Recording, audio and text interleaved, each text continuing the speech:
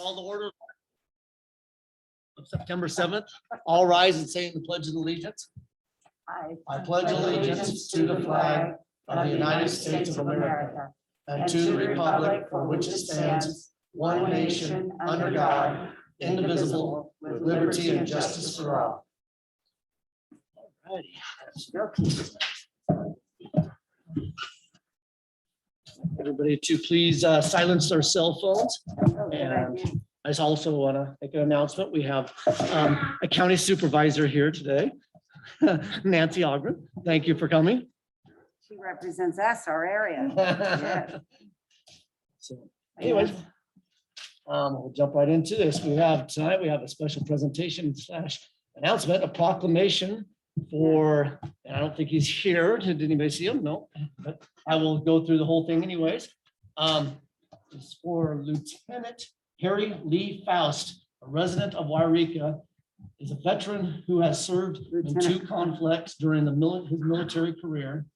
And whereas his service received a Silver Star, Gold Stars, and other air medals, and was awarded Distinguished Flying Cross. And whereas during World War II, he was a Marine Corps fighter pilot in the Pacific Theater Flying Corsair F-44, which was a carrier-based fighter bomber during the Korean conflict. He continued as a fighter pilot, performing close air support and ground troops. And whereas he completed around 125 combat missions against the enemy over Korea. And whereas he contributed materially to success of the squadron by his gallant devotion to duty in keeping with the highest tradition of the U.S. Naval Service, and where he has served in the Marine Corps from 1942 to 1964, achieving the rank of Lieutenant Colonel.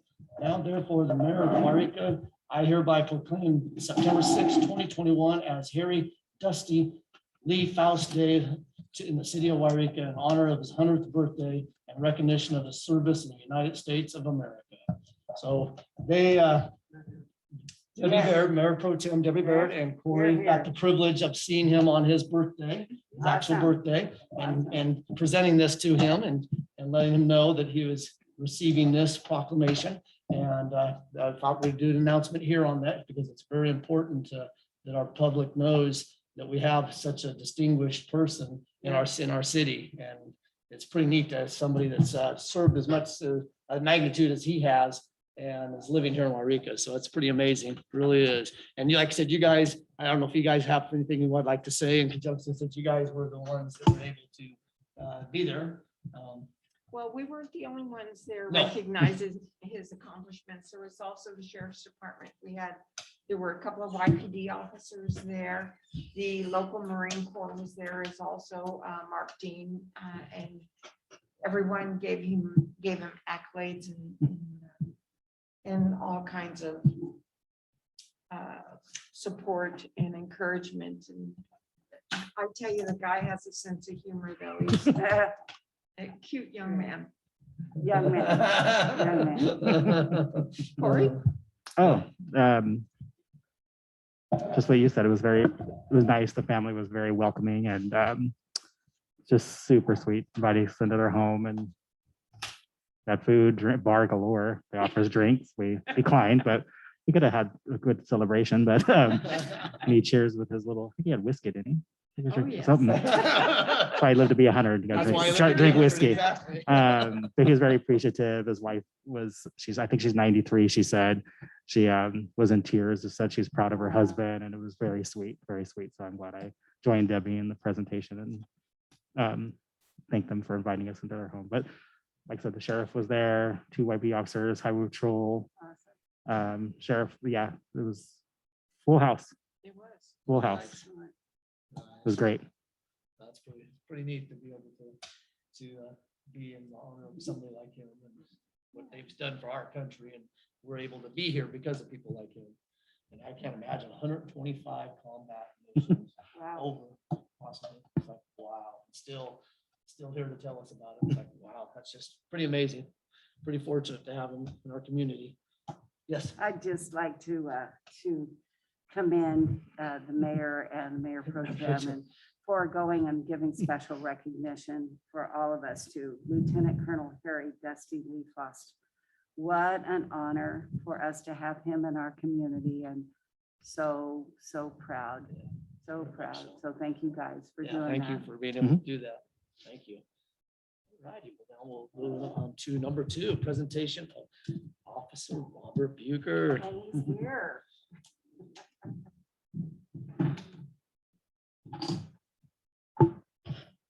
Howdy. Howdy. So this is Bob Bucher. He's our newest officer on the police department. He's not new to law enforcement. He's been in law enforcement for 25 years. And he decided to come out and help us out when we were in need. And he's on the road handling calls and already working shifts. Right on. Appreciate it.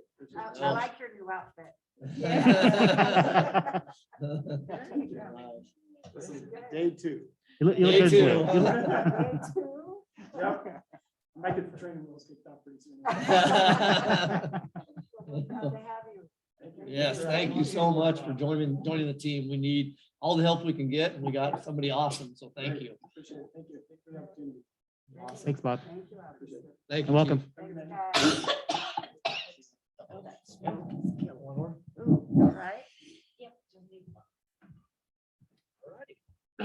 Move on to number 3. This is a time for public comments regarding issues or matters not on the agenda, but still within the jurisdiction of the City Council of Yreka. Public comments period is not intended as a question and answer period or conversations with this council or city staff. Council members, when recognized by the mayor, may ask questions of the presenter, but no action may be taken during the city council during the public comment section of this meeting, except to direct staff to prepare a report or place on a future agenda.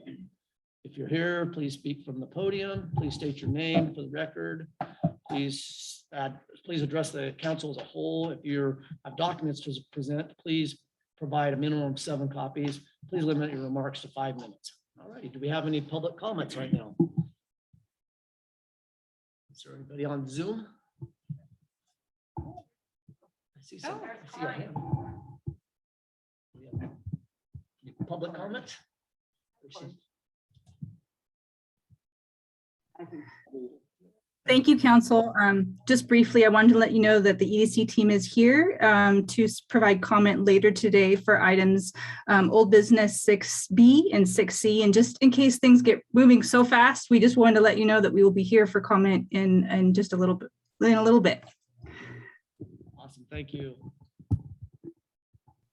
Okay, do we have any other public comments at this time? No, all righty. All righty, then we shall go into number 5. Consent agenda. All matters under the consent agenda are considered routine and non-controversial and will be enacted by one motion unless a member of the council wishes to remove an item for discussion or a member of the public wishes to comment on the item. A, approval ratification payments issued from August 9th, 2021 through August 29th, 2021. B, request approval of July 20th, 2021 regular council meeting minutes. C, approval of minutes of the regular meeting held on August 17th, 2021. D, approval of minutes on the special meeting held August 19th, 2021. E, Crystal Jackson, join the meeting. approval of the minutes of, which one was I on now? C or D? D? D? E is an E. E is an Edward. eat, yeah. Approval of the minutes of We're the not special doing meeting held on August 25th, 2021. F, approval of the minutes of the special meeting held on August 31st, 2021. G, continuation of urgency ordinance number 855, COVID-19. H, continuation of urgency ordinance number 864, fireworks. I, we'll get through this, just hang on. Adopt resolution extending the suspension of section 13.76.010 of the Yreka Municipal Code, allowing installation of banners on Fairlane Road. Waive, and J, waive full text readings of all ordinance on the agenda. Ordinances shall be introduced and adopted by title only. All righty, since I've got through all that, Yeah. what is the wishes of the council? Some questions, comments, concerns? This is Councilman McCoy, and I've got questions on the minutes of the meeting the 20th day of July, 2021, which is when we talked about, we had Anthony and Tizo here to talk about environmental restoration strategies, I believe. Correct. And I had asked at the next meeting to have the minutes, and we have them now. And so what I'm wondering is, it looks like we tabled that issue Correct. at that time. I know at that time, I also asked for Don Henyon to come down and do a presentation to us, like some kind of a, what do we call it? Oh, gosh, workshop. Oh, and workshop. Yeah, because, and I'm looking here, let me see if I can find. Because it was at that time when we were working, when Anthony was working with us. Don said, the question was asked, how are we doing with the water issue? And Don said it's basically wrapped up. And I said, so there isn't an issue with it? He said, no, there isn't. And so knowing that we don't have an issue with the water, I would appreciate if we could get Don back down here. So the other thing is, we did, Councilwoman Smith Freeman did table the item, and to table means to postpone till a later date. So I would like to get it back on the agenda, perhaps sometime after we do a workshop. Maybe we get a workshop in October, like in Okay. early October, So get a workshop first and then figure out a and date. then for figure out when we want to put Okay. it back on. Yeah, I think that's fair. for enough. discussion. Mr. Mayor, Yes. if I may. I'm sorry, wait, are you okay. done? I'm done. Okay.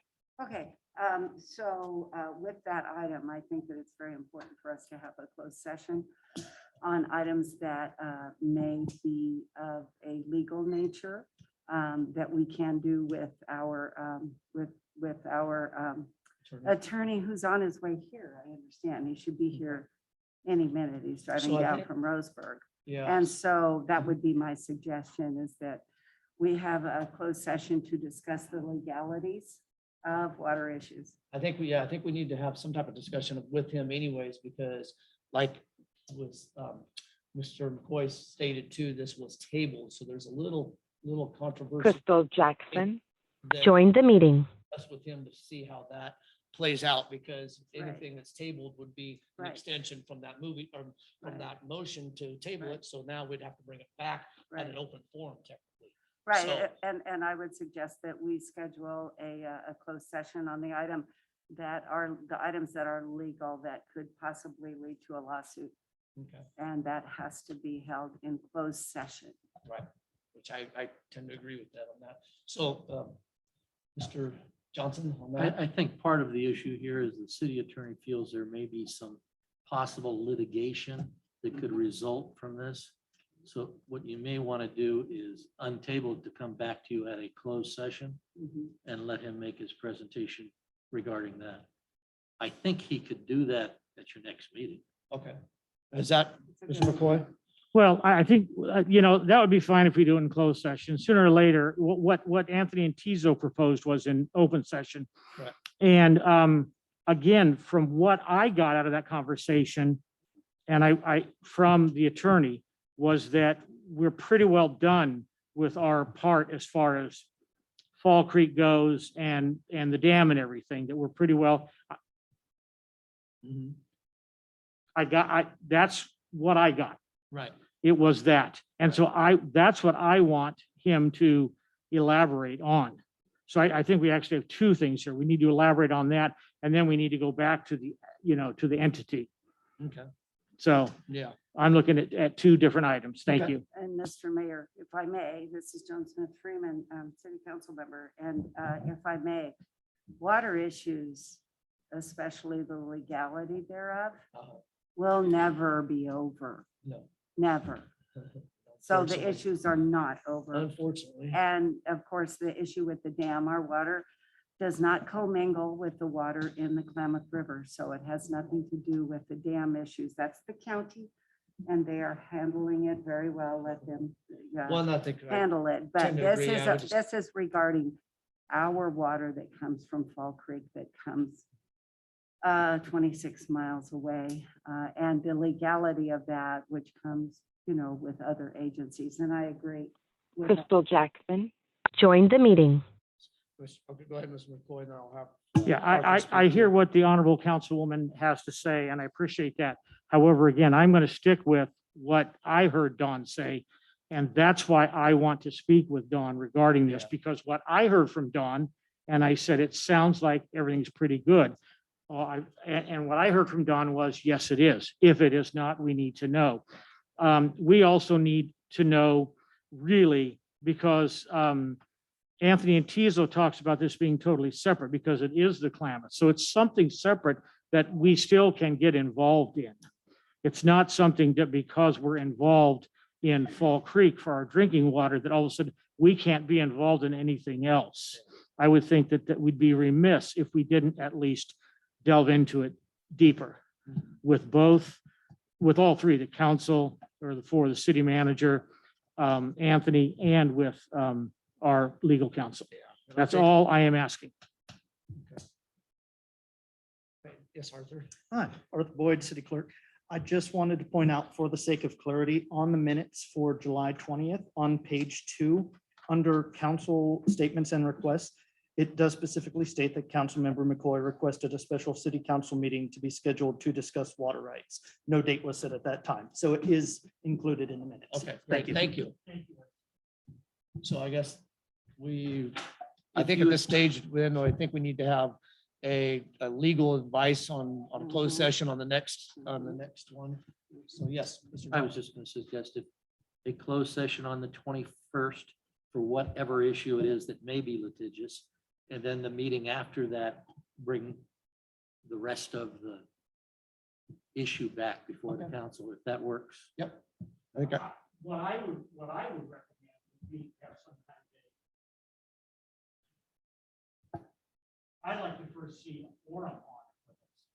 And then, as to where we are, and then we'll have to close session. I think, Mr. Mayor, I think that if we're going to discuss legal issues, I really think that we need to talk to our attorney about it in closed session first, rather than subject ourselves to lawsuits. We should talk to, to our attorney and amongst ourselves about, about where we're headed with our water and Well, I what's think- on the table, if you will, and Well, I think, how yeah. we want to handle it. I think we need some clarification from him on certain Yes. stuff. So I think, yeah, Yes. if it's at all possible, First. I'd rather see us go into some type of closed session to have this Yes. discussion on our legal, on Yes. some legalist aspects, and then at that point in time, decide how to move forward with the future meeting then, if that's okay with everybody. Yeah, and the fact is, with all due respect, we have found this through logging, that any person who has 48 cents can file a lawsuit or an injunction. All you got to do is get an attorney that's going to file. Right. So, I don't think we're looking at a lawsuit with this. I think we're just looking for more information. Absolutely. And it's been tabled for 4 weeks, so it's not necessarily gonna, if we table it 2 more weeks or 4 more weeks, it's not gonna hurt anything. I think we need to get information I think so. before we can discuss things, more information before we can discuss things in a relatively proficient manner, I guess, knowledgeable manner. Okay. No, I agree. And Mr. Mayor and fellow council members, this is Stone Smith Freeman again, for those of you online. If you really want to know about how litigious water issues are, we might talk to our supervisor who's here, but unfortunately, she can't talk about legal No. matters anyway. No, So it's, and I think our attorney just got here, and we've been talking about you now for 15, 20 minutes. he's like. No, not really. "Great." Anyway, so now that our attorney is here, I would like to ask him that Councilmember McCoy wants to have a forum regarding our water and our water rights, and what a member of the audience has brought to us before. My suggestion is that we have a closed session item with our attorney so that we can discuss items that may become litigious at some point. That's how I've always done it in the past. Yes, thank you. Okay, so we'll move forward then with scheduling that at the next meeting then, if that's okay with the council, Pim. We'll have a discussion, closed session on our legal rights and go forward with that. And then at that point in time, make a decision on future, what we do on that decision. Well, and then I think we move forward with, I guess it's a word, I don't know if it's a word, untabling. It's Yeah. like deplaning. Correct. We untable the motion for the, what was it called? I'm trying to think, but, and talk about that, discuss, it. Yeah. What do we So- want to table at this point in time, or just want to do the closed session until we figure out Yes. what we want to do? Yes. I'd Well, I say- mean, I'd say I leave don't, this- I don't think you're going to invite Tony into closed No, session, but so closed- I think you'd go to open session. That's what I would prefer. well, You're not going to ask closed Tony session- into The closed closed session. session wouldn't have anything to do with the table thing. I mean, it has something to do with the table thing, but it would, we could still bring it back at that point in time too. I would bring it back first, then go into closed session. That would be the way I would work it. Oh,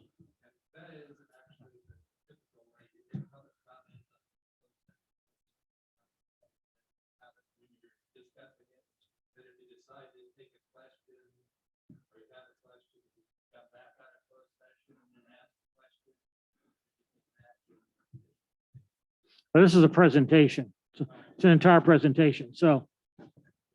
It'd be his third time Uh, back to us. Not a 45-minute presentation. We're talking about 5 minutes from the audience, correct? We had 45 minutes and then 30 minutes before. We're not going to do that again. But that's going to be up to the mayor. Yeah, Mayor, well- according to our code of conduct, the mayor is the one that makes that decision, not the council. I think, yeah, well, So that would be up to you, Dwayne. I think we'll have to have that discussion on that, but yes, okay. So at this point in time, we, I guess, move forward with what Don's saying. That way. As far as presentation, we've, like I said, we have heard from them. I can limit it to whatever we want. It's to say a reboot of 10 minutes or 15 minutes at max, and that would be it. So we have it set up now for 15 minutes max. Well, that, again, I'm sorry, that would be up to you, but again, in the code of conduct, if you had a chance to read it, one of the things they talk about when the public comes to speak to us is making sure that we value it. I think that telling somebody that has something like that we're trying to get more information Exactly, on, you're telling them, we don't care, we don't really want to hear it. exactly. Yeah, and I know that it was long. I realize that. It was very long. But, we want to follow our code of conduct if we adopt it tonight, so. Absolutely. Absolutely. Okay, so I guess we'll move forward on that, and then I'd say we still give them, I'd like to see them have some type of minutes. I know you don't want to, but it's only fair that we let them have that again, just because we'll limit it to 10 minutes and keep it simple. So. Yes, Mr. Bell. So at your September 21 meeting, you want me to put on the agenda a motion to bring the item back, in other words, take it off the table.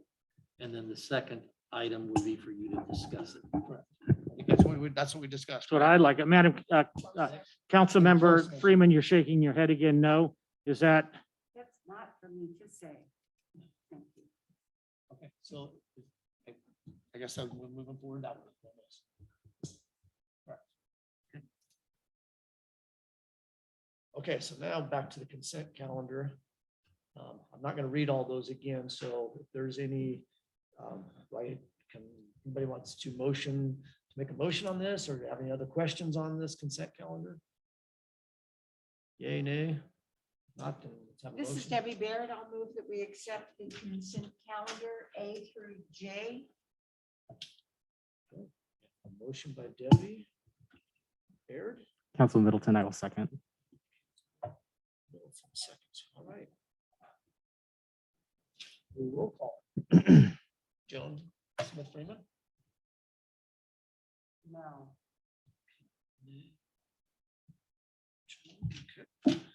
Mr. McCoy. I want to thank whoever went through and transcribed the minutes of that conversation. I will vote aye. Corey Middleton. Aye. Debbie Barrett. Aye. And Dwayne Keg, aye. Okay, we will move on to number 6, old business. A, discussion possible action, code of conduct review of code of conduct adopted by the city of Yreka in September of 2002. That was a couple of days ago. Yes. Mhm. All right. There were some brilliant people in those days. Yeah. Mhm. All right. So obviously, who wants to start on? Is this you, Mr. Johnson? The code was brought back and put on the agenda this evening for two reasons. One, it is in effect. And then two, to ask whether you wanted amendments to it. There was a separate code that was presented to the council from a different city, and it had different elements in it than this one. The one that the city has adopted years ago. So the question is, do you want to leave it alone? Do you want to make amendments to it? How do you wish to proceed? If you want to just refer it back to staff to work with individual council peoples and find out their request, or if, you know, We have How you wish to go options, in other words. Yes, options.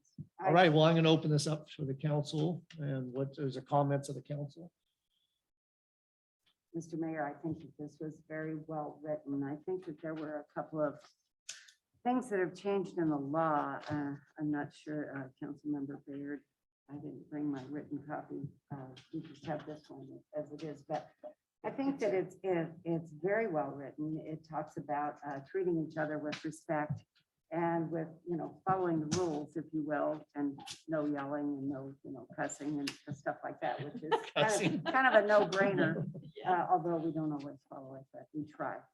I think that it's really well written, but there were just a couple of things, and I wish I had my written, my notes on it, but I don't. Actually, I did make one note someplace and I can't find it now, but, oh, I know what it was. I'm hard to believe I actually memorized it. The one part I don't think is necessary is to have the signatures of anyone else other than the city council, because everybody else has department heads or are overseen by the city manager. So if there's any kind of issue that needs to be corrected, that is taken care of through that avenue. But I think it's mostly for council giving us guidelines and boundaries. I also wanted to point out that being as this was initiated in 2002, there is nobody currently working now, city manager or council, that was here when this was No. initiated. Just So just Liz and maybe Kim, but so we had no idea that this was already established, but know. it sure saved us a lot of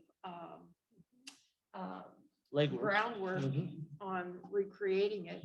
But what I'd like to propose, if it's acceptable to the rest of the council, is that we approve it with the review from our city attorney to make sure that we're within our legal guidelines. Yeah, no, I think that should be an automatic given. Yeah, I agree. That the attorney needs to read over that. I don't know if you haven't had a chance, Don, have you? We even had it, huh? It's exciting stuff. September 5th of 2002.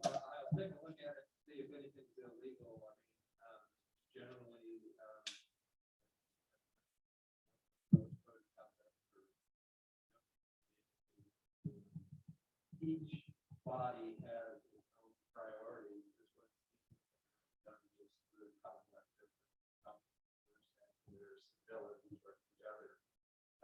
And some code of conduct go into how you would, for instance, control a boisterous crowd or something like that. And I assume you don't want anything added.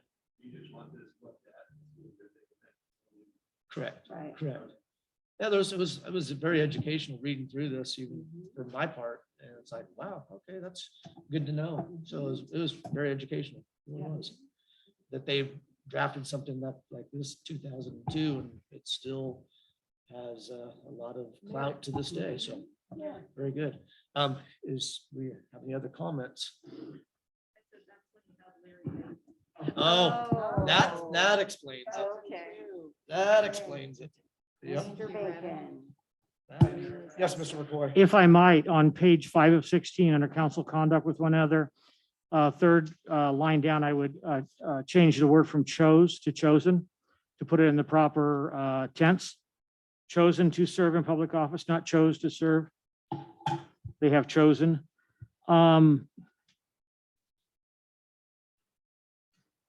want to, I'm going to go, I really do like this. I agree with Councilwoman Smith Freeman. I like, when I look at 6 of 16, the third bullet down, honoring the role of the chair and maintaining order. And I think it's something not only I can respond to, but I think every one of us can respond to toward you, or whoever the mayor is at that time. On page, let's see, 8 of 16, 1, 2, 3, 4, 5, 6 bullets down. Limits for staff support, routine secretarial support will be provided.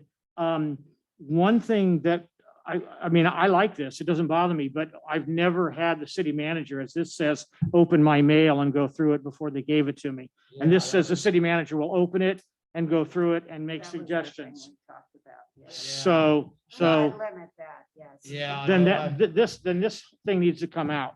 That needs to come out. I mean, I have no problem with it. But I'm sure what that's referring to is if somebody writes and says, hey, you know, down at Fifth Street, we had a blah, blah, blah, and I Right. expect you to do something about it. And, you know, we don't want to call them and say, because this talks a lot about how we respond to the public and not taking our personal opinions to the public Mhm. and not allowing personal things that we belong to or are a part of or on a committee to interfere, and make sure that Right. we let That's very clear about that. that lets people know we are speaking for that particular agency, or in this point, we are speaking for the city. So I think that's one area then that probably needs to be taken out. Yeah, On 8 of 16, the 1, 2, 3, 4, 5, 6, 7th bullet, I believe. 6th bullet. On 9 of 16, let's see. Yeah, no, that one covers, let's see. On 11 of 16, this talks about the council members supporting and advocating the official city position on an issue and not an organization or committee that they might set on. And I think that's a very, very important part of this. And then let's see. I like the fact, I like the proper conduct, and the proper conduct is not. I understand I don't understand deliberately lying or misleading people or being reckless about things or acting in self-righteous manners. We're here to serve the public. We're not here to serve ourselves. So that'd be the only other thing. And then I do not see us, we've already signed an oath. I do not see us needing to sign this. We signed an oath to the state to uphold the Constitution. We signed an oath also when we voted, when we signed up to vote. So I just don't see a need for any signatures on it. I do, Mr. Mayor, I do. I Okay. think that if by signing it, we say that we will follow it. And if we don't sign it, what does that mean? Well, I guess this is gonna have to come back in front of us one more time anyways, because with Dawn reviewing it and then the tweaks that need to be done, it's still gonna have to come back in front of us one more time. So at that point in time, I think we'll have to make that decision, whether or not, how we want to proceed forward on that. So, yes, Well, yes. Yeah, we can also have the option of presenting it with requesting signatures, and if you don't want to sign, don't sign. All right, Mr. Johnson.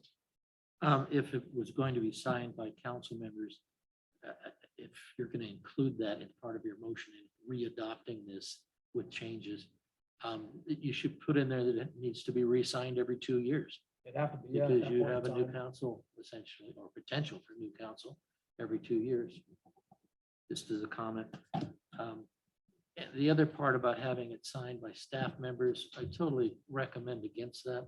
Yeah, There's the potential for discipline associated with some of the language in here.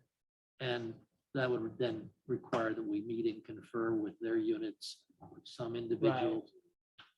We don't need to do that.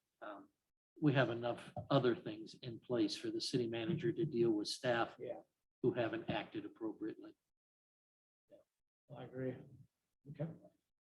Any other comments? Yes. Mr. Ford. I think once we decide we want to adopt it, if we decide to sign, I think we need it, five of us, not me, five of us need to have some kind of facilitated discussion, workshop, Dawn, or something like that, to go through it. So everybody understands the entire, what's going on. I Because don't- there are very subtle nuances in here. That are going to affect most of us. Oh, yeah. Oh, yeah. In good ways. And so it's Well, good. they're all good ways. Mhm. Okay, well then, I guess this will be brought back up and we'll address it at that time. Mhm. Okay. Good to go.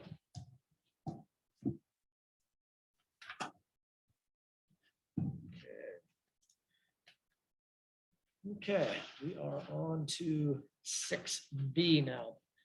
Special possible action, beautification options for Main Street, Highway 3, review of options proposed by Caltrans.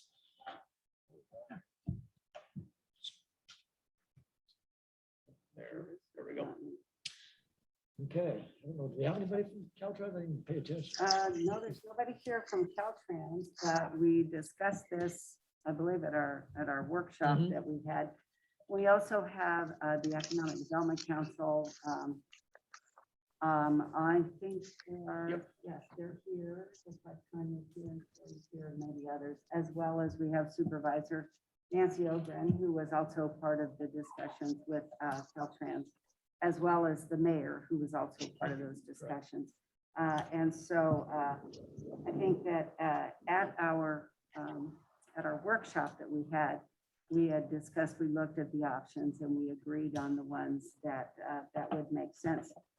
The thing that the EDC has available now, and I think everybody got an email on it, was a study by the University of California Economic Development District. Anyway, they did a study on economic benefits of the improvements to Main Street and downtown areas.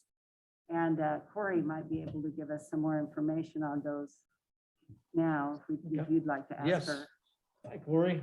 Great. Thank you, everyone. We appreciate being able to contribute to just public comment on this topic. As Mayor Freeman mentioned, the Center for Economic Development at Chico State performed an economic study of this project using InPlan and produced a series of numbers and analysis for your use and review when thinking or sharing or commenting on this project. And so we find the report, I would just say in alignment with our predictions that this investment that both Caltrans and the city of Yreka is making will have a rate of return for you as a city government. Ways.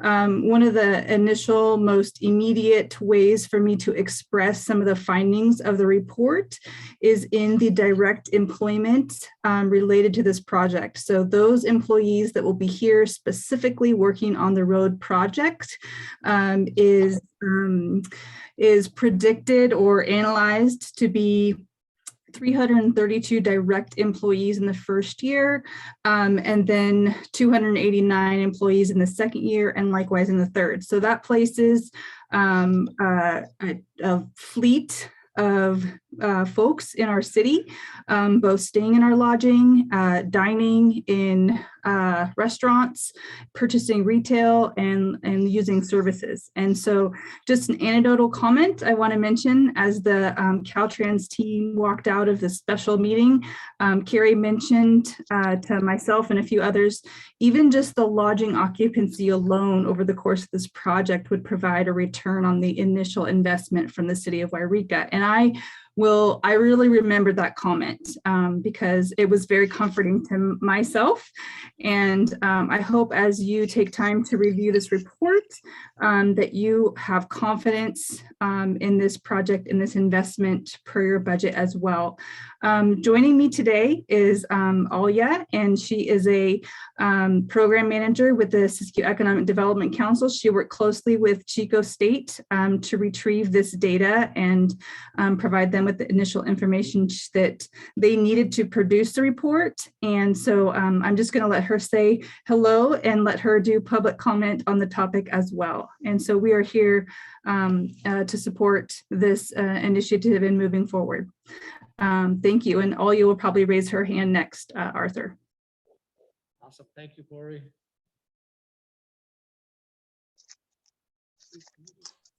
Hi, thank you, Corey, and thank you, City Council members. I just wanted to point to a few more results of the in-plan analysis, one of which is the $1.01 billion in total impact on GDP in the 3 years of the project, and also a $12.5 million in taxes to state and local governments over the 3 years of the project. And I also wanted to highlight 3 really interesting case studies that we came across in our research. One of which is in the city of Indianapolis. There was over $300 million in new development as a result of a project like this. In Brooklyn, New York, there was a doubling in retail sales. And in Charlotte, North Carolina, there was a $43 million tax value increase in non-residential properties. And I could go on about the economic impacts of this project, but just to be cognizant of your all's time, I'm just going to offer like my time if you want to go into these effects further after the meeting. And thank you so much. Thank you. That's awesome. Is there any questions from the council towards her? I would, Mr. Yes. Mayor, if I may, thank you, Joan Smith, for again. Looks like the total effect, the total positive effect in the tune of $74,812,171.60. That's projected, of course. That's the direct impact, indirect impact, and induced effect. Let's just put it this way. It's something that we can't afford to overlook. It would have a very positive impact, both visually as well as being a wonderful place to live, but also financially for the city. And Lord knows we need that. We've looked at our budget this year. I think that that at the workshop we talked about we didn't go overboard. In other words, we just looked at some pretty basic ways that we could make our city more attractive, both for people who live here as well as visitors to our area. And I would really like to encourage us to include this in our budget and to go forward with it, rather than just have cement everywhere. This would add a little bit of beauty, as well as make it a pleasant place for the businesses as well as the citizens that live here. I don't know, Nancy, did you have anything? You were at the meetings. Would just like to say that my support aesthetically, I think the decisions that were made were conservatively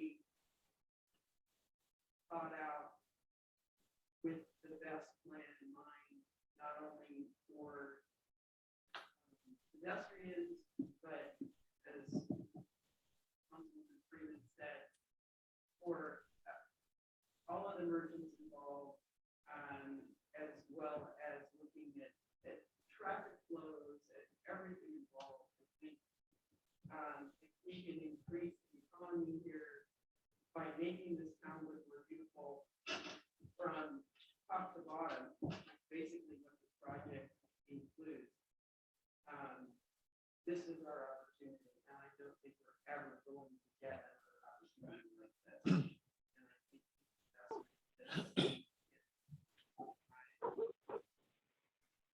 Absolutely, absolutely. So I guess we need to go into some discussion about this as a council, because on here we have X amount of, basically planter boxes. So we need to decide and what we want at this point. We also need to decide, on the light poles, there was light poles too. There's certain boxes, planter boxes, textured sidewalks. All these are itemized on the list here. The other thing we need to talk about too, not only that, it's not actually mentioned on that, is the financing part of it too, because there was some stuff that we discussed at the workshop, and I see that it's not on here, and I'm not sure we can get either you or Retta to give us some clarification on that, if there was any further discussion on the financial parts aspects of that, because Caltrans did mention billing us basically at the end of this project. They also mentioned billing us in payment wise and installment wise. And I'm kind of, I don't know if there was any further discussion with you, Mr. Johnson, or with Retta in regards to that. Yes, please. Well, you have your budget document that's coming to you. You have not included these monies as a part of your budget. If you want to approve these monies, you just need to go ahead and do that. We'll prepare an amendment to the budget. You know, it's presented to you what the amount of the reserves are. The amount of the reserves are sufficient to cover this, if that is your desire. Okay, so was there any talk with Caltrans on how that looked though, as far as, I know, like I said, they mentioned payment wise, putting down X amount down and then doing that. Was there any of that further discussion? No, we didn't discuss it in that detail, Okay, but I mean, that can be done and we can bring back the documentation to you to amend the budget to whatever it is you choose to do. okay. The other reason why I think we discussed having it as a payment type thing possibly, and this is where you guys, your expertise will come in, but was possibly that maybe we could see some other type of funding, a grant or something come through in the process, so we're not forking out all that money right off the bat, and that we could kind of delay that process. So, but The issue at the moment is Caltrans people were pressuring you to make a quick decision because they have some timelines Right. associated with their project. So if you wish to go forward with this, they would like you to move on it tonight. If you want to review other options, then they may not be able to do this. So the financial part of it we'll deal with. We just need to make a decision on what we want to see. Okay. Right. That'd be great then. Okay, so, Right. yes. And Joan, are we, well, we're still having discussion, but when it comes to time for the motion, I would like to make a motion. Oh. If that would be appropriate, it's a. Well, like I said, we have still need a keep it motion. open up for discussion here, so. Yeah. Okay.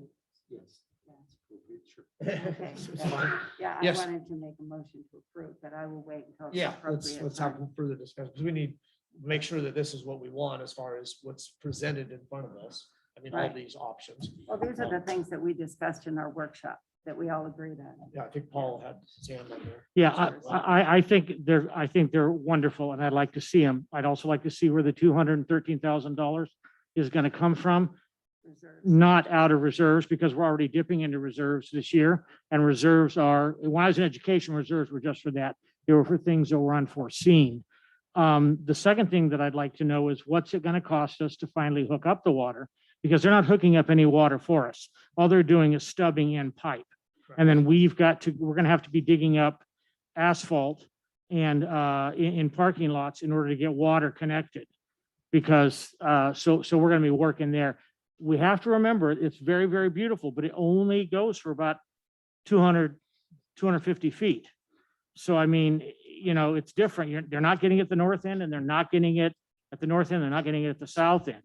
So, I mean, I think it's great. I think it breaks up the sidewalks. I think it looks pretty. I think we need to decide what we can cut in order to fund this. I think it's just a matter of having, you know, we don't have a charge card. We can't just charge $213,000, and we don't, our staff doesn't have the time right now to do what they're doing. And so we're going to then ask them to hook these up over the next 3 years. So I just think we need to go in with our eyes wide open. So are you proposing to, I guess, are you making a proposal to, I guess, not go forward with it, or No. I guess I'm not. 100%. I would not want to go forward until we know where that money is coming from, how we're going to, you know, we're already, I think we're budgeting about 200,000 right now out of our, our deficit. I'm just looking at whether, we want to budget another 213,000 out of, if we want to take it out of our surplus. Right. That's all. And Mr. Mayor, there's some things further on in the agenda that we're going to be talking about too, that are looking for reserves money. Mhm. So we need to maybe, if we're going to have that discussion, we need to discuss everything that we're going to leave out. So you want to just lump everything together is what you're saying? No, not necessarily, but what I'm saying is that we do have options, we do have healthy reserves. And this is a once in my lifetime anyway, opportunity for us to make Yreka better, more beautiful, nicer for the businesses. And you're right, it's for the center of town, basically, is where it is, the heart of our community. So, yeah, I think that we discussed this during our workshop. We all agreed at that time that this would be something that would be for the betterment of our community. At that time, when Caltrans was here, they did let us know that they were giving us huge discounts as well as funding part of it. So I think that we need to take that in consideration as well. Mr. McCoy, then I'll have Nancy. Well, point of I mean, procedure, are we in public comment? Point of No. procedure. So let's, go ahead. Okay, so the audience will have to Well, yeah. wait till we go into public comment. I don't disagree with what Councilman Smith Freeman is saying. I'm just saying we need to, there's a lot of things need to be funded here. And a lot of them are not on this tonight. I mean, we need other things funded and we're not talking about those. So I think we need, if we're going to talk about reserve, I think we need to talk about a ton of things that need to get done and maybe figure out, if we spend $1 million or $2 million, we drop the reserve to 3.5, we're still getting things done. But, and I like the idea of having these out there.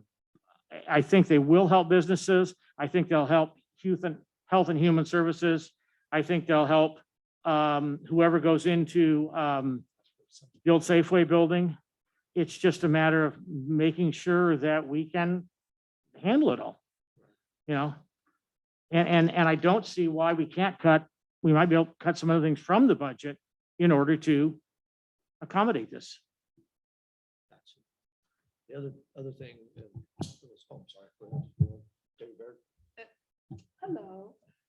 I'm not as concerned about the budgeting because the last words out of her mouth was that the Caltrans people are interested in purchasing That's what I was 2 just gonna parcels. Mhm. So I'm not as concerned about the budget on this item because they want something from us.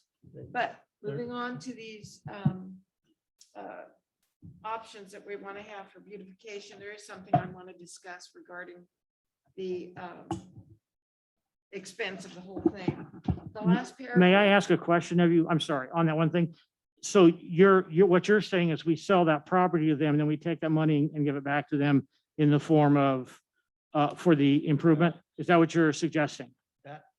I think that's an option that we have Okay. to pay them with what they purchase. Thank you. I want At this point, though, unfortunately, that's one of those things that there's no guarantees. So unfortunately, as much as we'd love that to happen, and it might happen, we can't use that as the basis for going forward with this, though. And why not? The money's not guaranteed. Oh, they want that property. Yeah, they they do. have to have. Do you a have place it? to work What on. I guess what I'm getting at is, do we have that in the signs thing? No, we don't. So there's no guarantees in this world. I'm sorry. I don't want to be a downer, but unless I see a signature behind something of a purchase, then that's something different. Yes, Mr. Johnson. And she wants to continue. No, I appreciate the information. I get a better understanding where the council's going on some of this.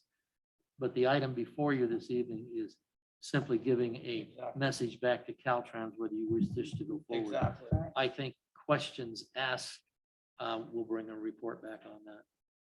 Those are great questions and something information you should have. However, with short notice provided from the last meeting to this meeting, they wanted an answer at your last meeting, as you will recall. So the only question before you at this moment on this agenda at this time is, do you wish to go forward with this? Do you wish to amend it? what is it you wish to do? He's- Lack of planning on their part doesn't constitute an emergency. Richard? Actually, Mr. Mayor, they've been planning this work on Highway 3 for 2 years. And it's actually a lack of planning on our part So, for the so beautification. I'm gonna go back to Debbie actually has Yes. the floor right now. Yes. And everybody's been Sorry, interrupting Debbie. her, so, I'm so sorry. so I think we need to let Debbie speak. Maybe I'm not in the mood anymore. Okay, so the last paragraph on that page regarding the stamp cement crosswalk, $4,000, and it has to be sealed every other year or every 2 years. I actually have a concern with just that part because of choose, I don't want to put too much on their plate. I think we have a wonderful public works department and I don't want to ask them to work on it right now. That is my only concern. Dollars per crosswalk, so I don't know how many, I don't remember how many crosswalks. It's just downtown at Minor Street, I believe, but mainly at I think Minor there was Street. just a few basic ones, yeah. Yes. As far as, that was my understanding, yeah. So, I could do without that part just because of the maintenance and because I think that there's so much more visual going on in that area. I think I could do without that. But that's just my. That's It was that's kind why of, we're here. if I may, Mr. Mayor, I'm sorry. It was kind of to, as people come into town, that's where they would be, just coming off of the freeway. And then if, I've been waiting 6 years, it hasn't happened yet. But if we do the one-way street up Minor Street, which is all on us, right? And then Cooper Street, it kind of shows that area where you go up and then you come back and you can get back on the freeway. And they showed us some pictures, and I think you saw that in the workshop from, I think it was Weaverville, wasn't it? I think it was Weaverville. Anyway, it was a small city, similar to ours, maybe a little smaller. Anyway, and it showed that it really brightens up the street and it shows the area.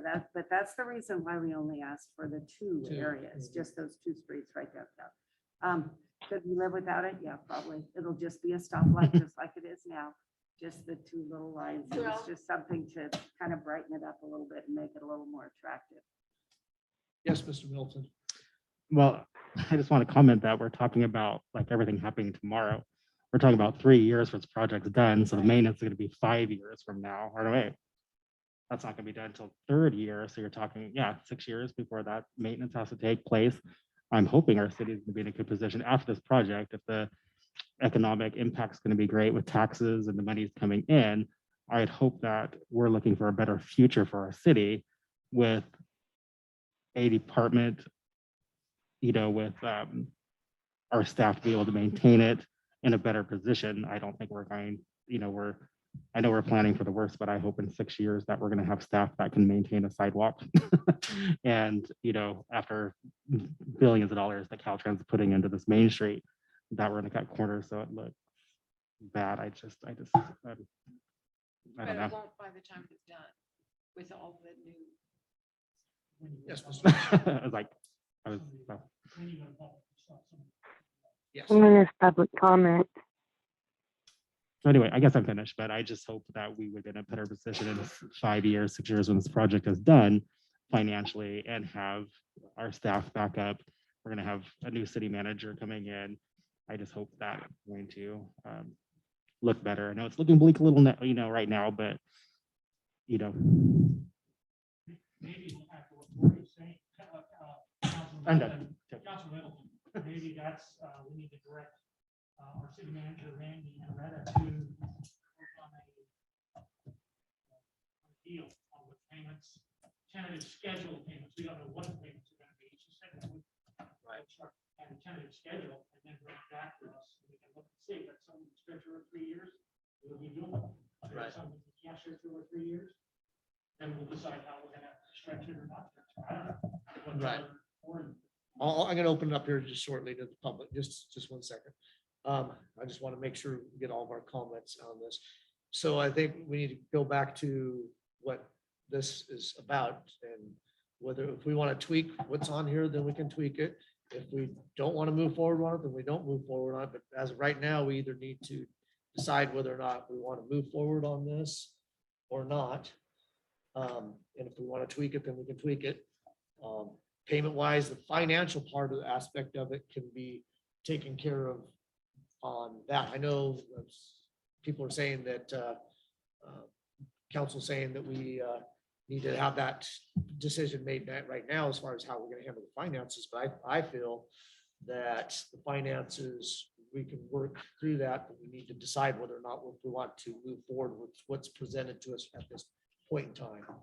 So briefly, I'm going to open it up to the public just for briefly.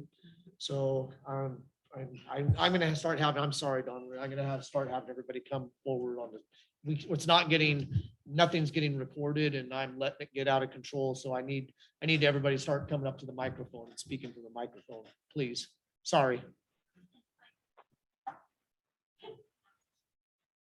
You got one in Zoom too? Okay. Thank you, Don Marie. I'm sorry. Oh,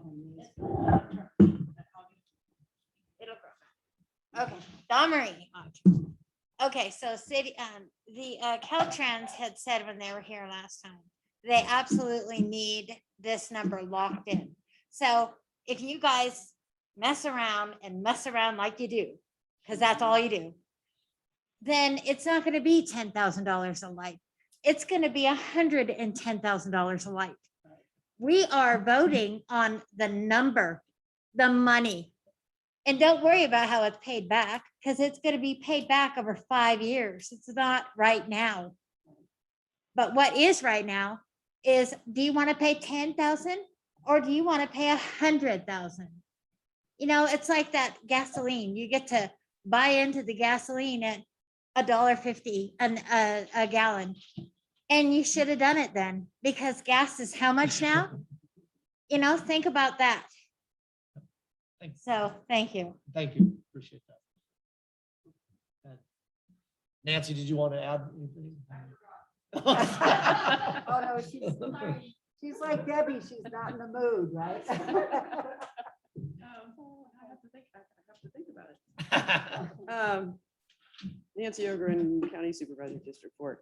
I appreciate Councilman Middleton, your looking forward into the future and seeing what this project can do for this community. I appreciate your outlook on that. What I wanted to say about the planter boxes and the issues with the water was that we had a conversation about looking at perhaps using some of those boxes for artwork instead of plants and trees, and having to maintain those, spending the money on maintenance, and finding people in the community, artists in the community, and being able to permanently install some kind of artwork, sculpture, whatever, utilizing that to beautify the community instead of a tree. So And Caltrans addressed that, and everybody's fine with that. There are planter boxes to do what we want once they're there. They can still stub up the water, so we can do what we want with them afterwards. Not according to Caltrans. Caltrans clarified that if the art was smaller, did not take away, Right, then they might. right. There are give us the right to parameters. do, but yeah, we would have to ask their permission because it's not our Right. road, so. Right. There are always parameters for what we Yeah. can do, what we can't do in life. Uh-huh. But yes, so those are options that are still on the table Yep. to utilize. Perfect. So it doesn't always have to be trees and long-term maintenance. And the rest of it I didn't write down, so I forgot. Okay. I'm done now. All right. Thank you, Nancy. And we still have somebody on Zoom. Two. Okay. Which one wanted first? I see Tanya has her hand up. So Hello, this is Crystal Jackson. I'd like to reiterate that I think it's of utmost importance to have interest in a safe, shaded, walkable community, which includes trees and artwork, pedestrian safe. Shade is very important in this town, and trees come into that it's an investment in your community and for your citizens. So I think they're very important. So, beautification also. Thanks. Thank you. Thanks, Great, thank you. Anya. Hello, Tanya. Hi, thank you for the opportunity to comment. Tanya Douse with the Siskiyou Economic Development Council. And I would just like to join my teammates in supporting your involvement in this project as you move forward to take this opportunity to really invest in this opportunity to be it's going to be a transformative moment for Yreka's future.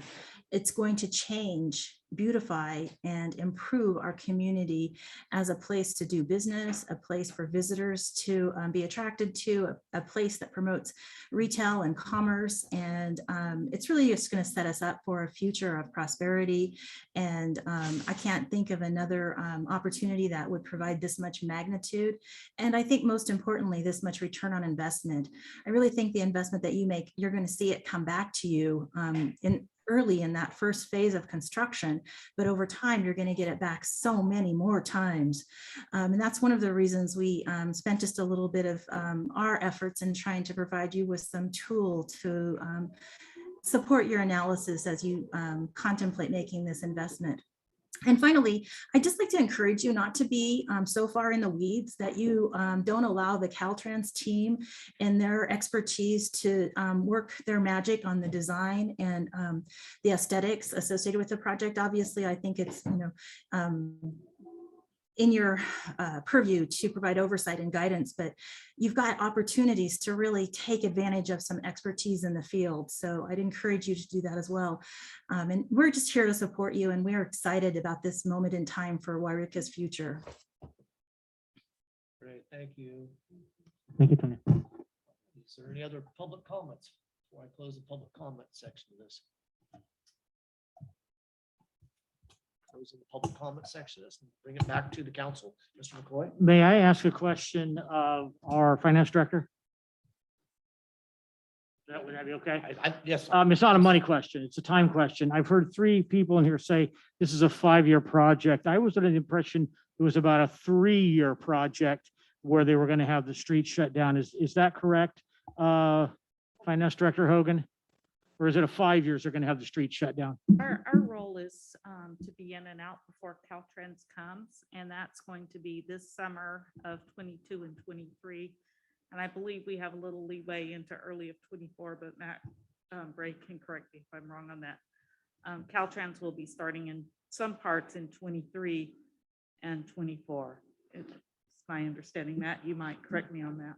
So when they're speaking of a 5-year project, they're speaking of the highway and they're speaking of then work that the city's going to do for 2 years. Is that correct? We'll be in and out of there before they really get going. They may be doing some sidewalk work prior to that. Okay. So then it is basically a 3-year Caltrans project. Yeah, of their Okay. work. Okay. On the Thank you. fast track. Yeah. Thank you. What's all the maintenance? You're talking the deferred maintenance part of it. Gotcha. Yeah. Okay. So we have any more comments? I'm ready to make a Yes. motion. I'm ready to make a motion. I'd like to make a motion that we support this project, beautification options for Highway 3, Main Street, to work with Caltrans on these listed, the Minor Street aesthetic and the Main Street aesthetic and Bruce Street. That was the safety cost for that light pole location. That we go forward with that, and we approve this so that Caltrans can put it in their line of work. Okay, That so- needs to be approved by October, and we're running out of time. and you're not tweaking any of that. You're leaving it as is presented, correct? Okay, I just wanted that clarification. I Because think that we can tweak it if we need to for the future. I think, yeah. That's what I think Retta was I think it saying, can or be. Randy was saying. Okay, so we have a motion by Joan Smith Freeman. We have a second by anybody. Councilmember Barrett, I will second. Okay. Motion in a second. Do a roll call. Joan Smith Freeman, Aye. Paul McCoy, Well, my parents taught me never to spend money I don't have. So it sticks in my craw to spend it. If I knew where we were going to get it from, or we had a little more time, which I think we need at least a couple more weeks, 2 more meetings probably. I would be voting for it, but at this point in time, I have to vote against it because I can't vote the city further in the hole than it already is. It wouldn't be, I'd rather have cops than have, this right now. I'd rather have firemen than have this right now. I'd rather have sewer than have this right now. I'd rather have water coming into people's houses than have this right now if I have to make a decision. And right now we are running a deficit, so I'm going to vote nay. Mr. Middleton. Aye. I, Dwayne King, say aye. So we are on to 6C now. Discussion possible action, events, tourism, and business services. Review options proposed by Friends of the Museum and North Siskiyou Chamber.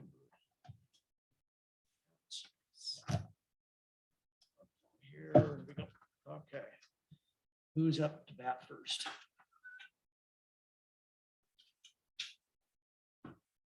I don't believe that any of them are here. No. And So I didn't- honestly, this, Mr. Mayor, if I may, all of these things were discussed in great detail at our workshop that we had on this a couple of weeks ago. Yes. So I'm not sure why this is here, except for maybe to determine Well, that was, if we're giving money or how we're. well, we giving didn't have, that was the workshop that we had. I'm sorry, Joan. Okay. There was just a workshop, so there's no decision making at that point in time. So this was brought back up for us to, like I said, discussion, possible action. So we're bringing it back up for discussion. And if somebody wants to move forward on something, then this is where we're having a discussion. Mr. Johnson, I think you have a comment. When this was originally presented, you sent it to the city manager and asked that we provide some questions to both agencies. We did provide a questionnaire to them that was sent by the city clerk, and he did get responses back. And he talked with both agencies. The essence is they're not going to put these events on without your support. They have people who could probably do some of the events, but they're not committing to anything unless you commit the money. I think you brought, The one of the money, things you brought back was the breakdown of the finances. That was one of the requests that we had, was breaking that's broken down here, so. the money is not necessarily just for supplies that would support these programs. It's also supporting the staff of these agencies. That was one of the questions that I put into the questionnaire. So I don't know if that's enough of the information you wanted, but it's what we could get in the short period of time available. Thank you. So council, I know we need to have some more discussion on this, so let's open it up for council discussion here. What is comments, concerns on this? I see Debbie's looking at me, so Well, I'll I- let you have the floor. I always have an opinion. I'm a woman. But I wanted to give the other council members an opportunity, but I can start it if you want. Sure. First thing is I'd like to discuss and either pass, decline, or table each of these items individually. Okay. The tourism section, the event section, and the business services. As far as events go, I actually am only thinking as far as to the end of the year right now. And yes, I do want the holiday parade. No, I do not want the Citizen of the Year in December. That's, for me, that's family time, and I'd like to see it in February or March. I think when we give someone recognition for their contribution to the community, it's a big deal. It really is, and they don't need to have all these other events going on. So I, at this point, would just like to move forward with the event of the the parade. And we never discussed the holiday dinner dance either. So I don't know if that's going to happen as well. But I, I don't think they proposed to do it, but the holiday parade and the night of lights, they did, so I think it's great. yes, I'm 100% behind the event. I'm just not sure if that much money is Right. necessary. Well spent, And, but that's my concern on the events tourism. If Ms. Councilmember McCoy received the answers to his questions for the museum, I like, and it doesn't have to be the museum, if you have some other entity that you'd like to consider, although it's in the middle of the town, people, tourists can find it easily. I think that's actually a bargain as far as the price goes, because if we can get a 40-hour person a week for $6,000 a year, that's incredibly generous, but it's a shared cost. But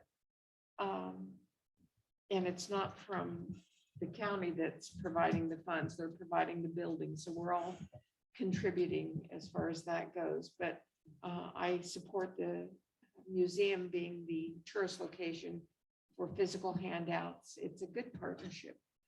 And as far as the business services go, I'm kind of open on that. We already have EDC providing that service, so I'm open to hear other input. Great. Thank you. All right, thank you. Who wants to speak next? I would be happy Okay, to. Ms. McCabe? I totally agree with Councilmember Bayard. I like the idea of the holiday parade and the night of lights. I think it's something that's very important to our community. I don't think that $5,000 is too much for that. I think by the time, I know that they have some personnel issues, and then of course permits, insurance, as well as advertising and marketing. I like that idea. The Citizen of Beer, I love the event, but not the date, not the December date. I agree with you. It was always in March when I was at the chamber. And I think it's been in February or March all along. So maybe we could have further discussion about that. And I know that we had a great deal of discussion regarding Gold Rush Days, but I didn't see that on here. So I think that what she actually said was they didn't really want to do it. They wanted the merchants to do it, but if we really wanted them to do it, they would also do that for $5,000. May I respond to that? Yes, please. I have been in touch with a couple of the other downtown merchants, and we are interested in discussing it. And it will be a meeting this month, and we will get back to you before the next meeting. I will come back with a statement from the group to say if they're interested or not. But verbally, we all agreed that it's in our backyard and we should be responsible for it. And that was way more positive than saying we want the control of it. We're all A personalities. So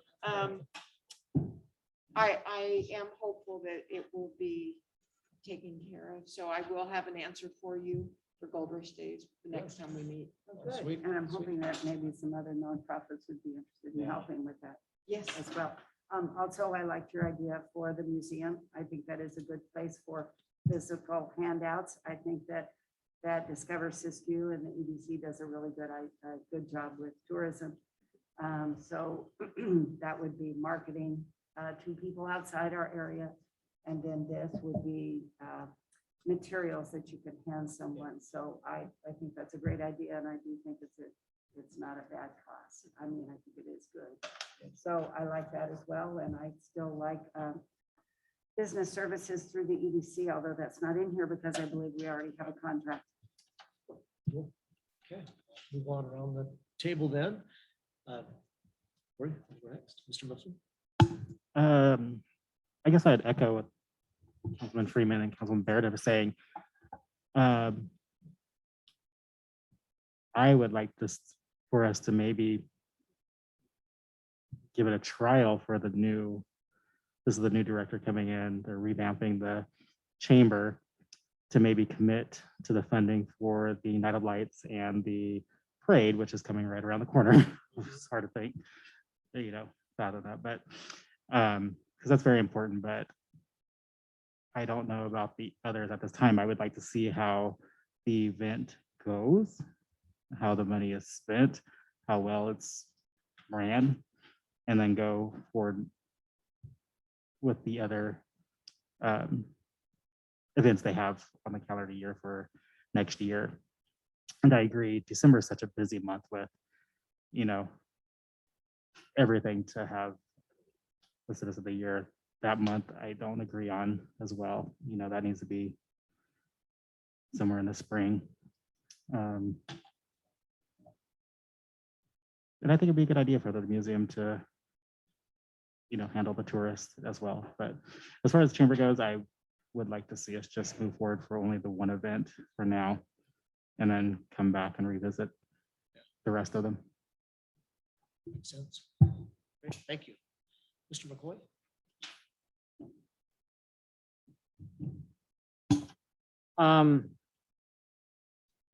I like the fact, would like to see the museum being able to, for this time being able to distribute things for us. I'm looking at things like a rack.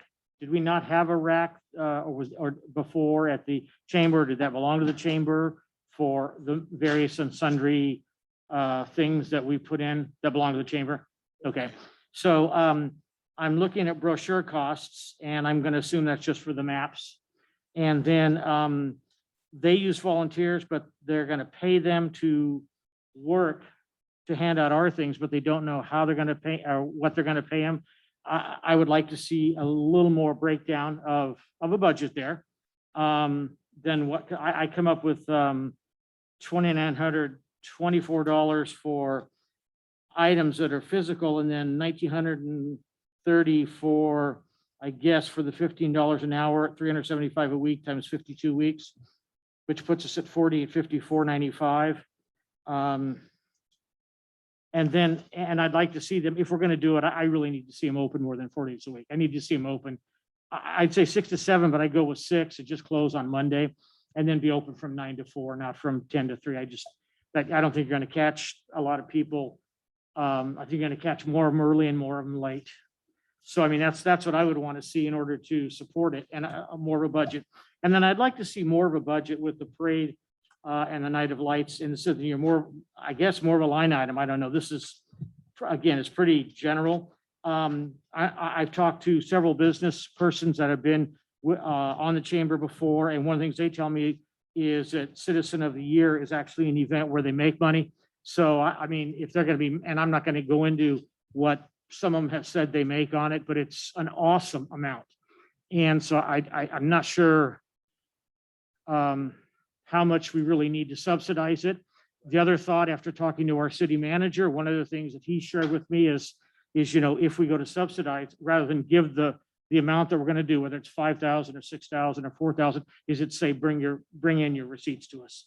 We're going to reimburse you up to a certain amount. So, but I couldn't support the 5,000 on either of these right now without more of a budget, more of an itemized budget. I just can't.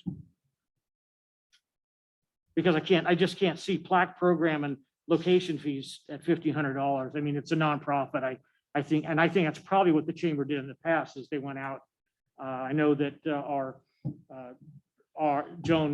Councilman Joan Smith-Freeman was our chamber executive director.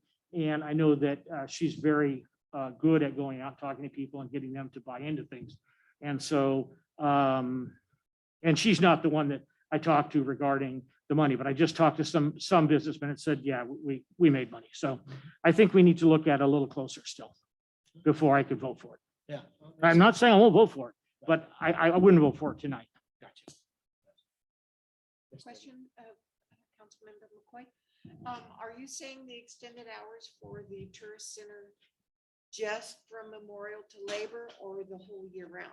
Well, Memorial to Labor, and then you can go 9 to 3, 6 days a week, the rest of, Okay. or 5 days. That's a good point. Thank you for bringing that up.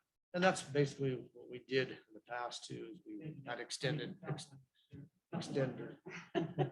we had extended hours when we did, through the tourist season like that, back in the day that was. But yeah, so that would be good, something to consider. Yes, Joe. Thank you, Mr. Mayor. I agree with Councilmember McCoy that, some of these things we may need some more information on.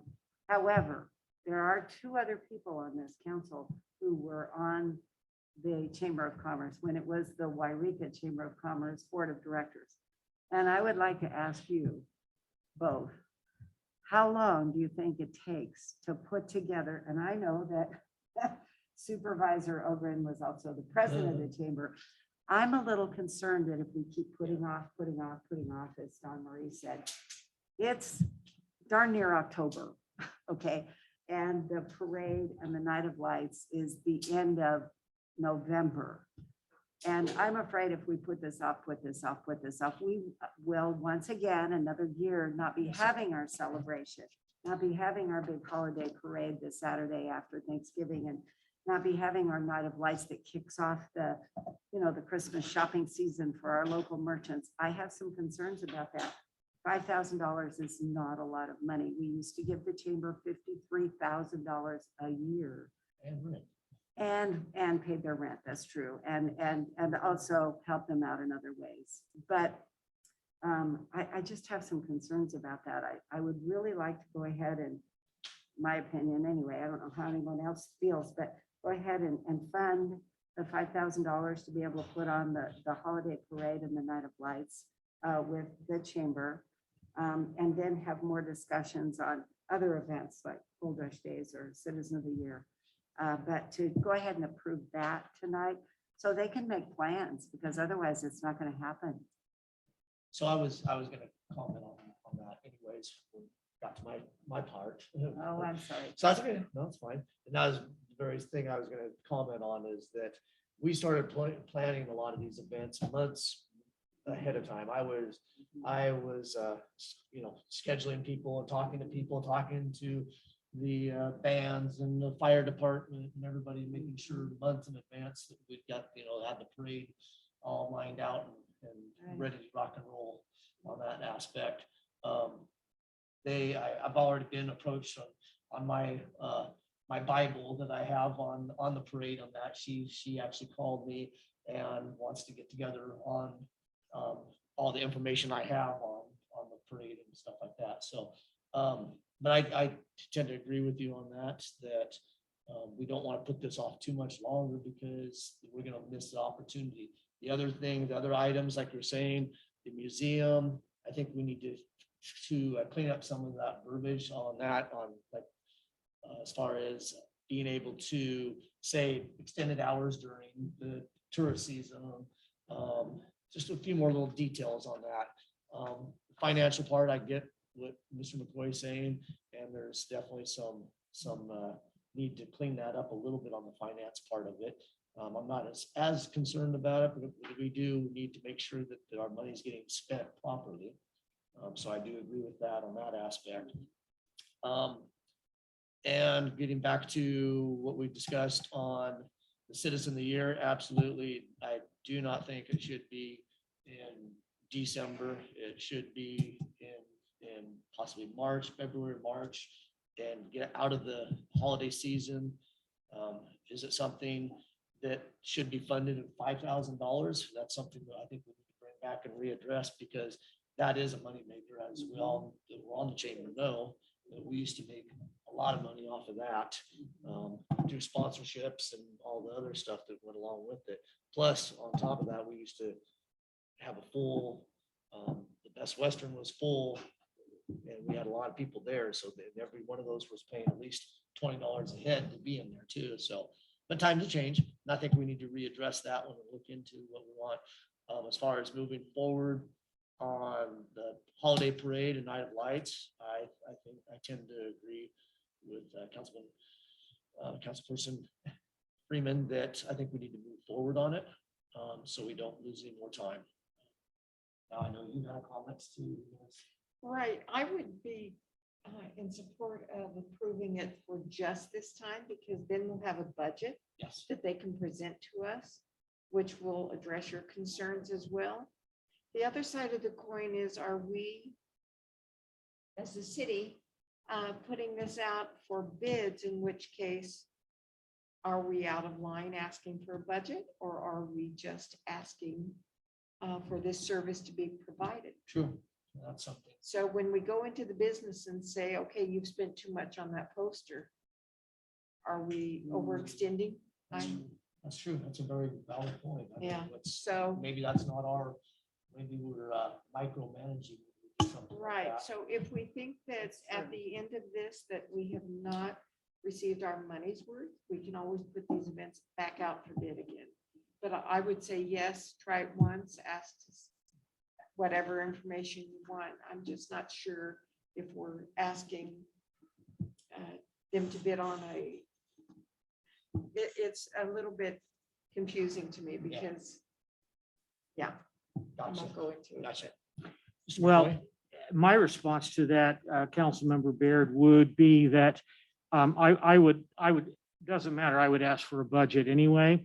And I think part of our dilemma with the chamber in the past is that we paid them money for things that we thought they were doing and they weren't doing those. And then, so we did hold them accountable. And I think there's a way to hold them accountable with this. First off, I want to say, I understand we don't want to put this off, but it's not us putting it off. This just came to us last, a meeting ago. We all know that government works horribly, horribly slow.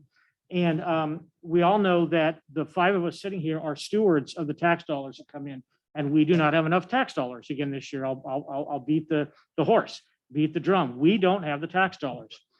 So my proposal, what I could vote for, is the one item, and they front the money, and then they bring in the receipts to the city manager. And at that point in time, we recoup. That I could go along with that on this first one, in absence of the fact that we don't really have, we don't have a very complete budget. We have a very generalized budget. But I could vote for that tonight.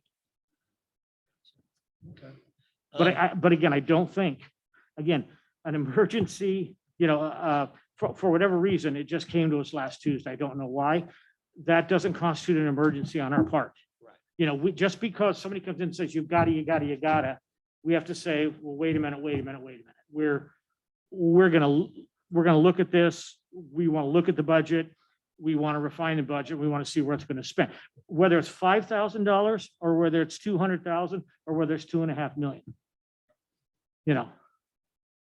And my understanding is, in answer to Councilwoman Baird's, is that we would have the right to ask for a budget on this, and we would not be micromanaging if we said, hey, you need to look at this next year, at this expense. We think you can do better.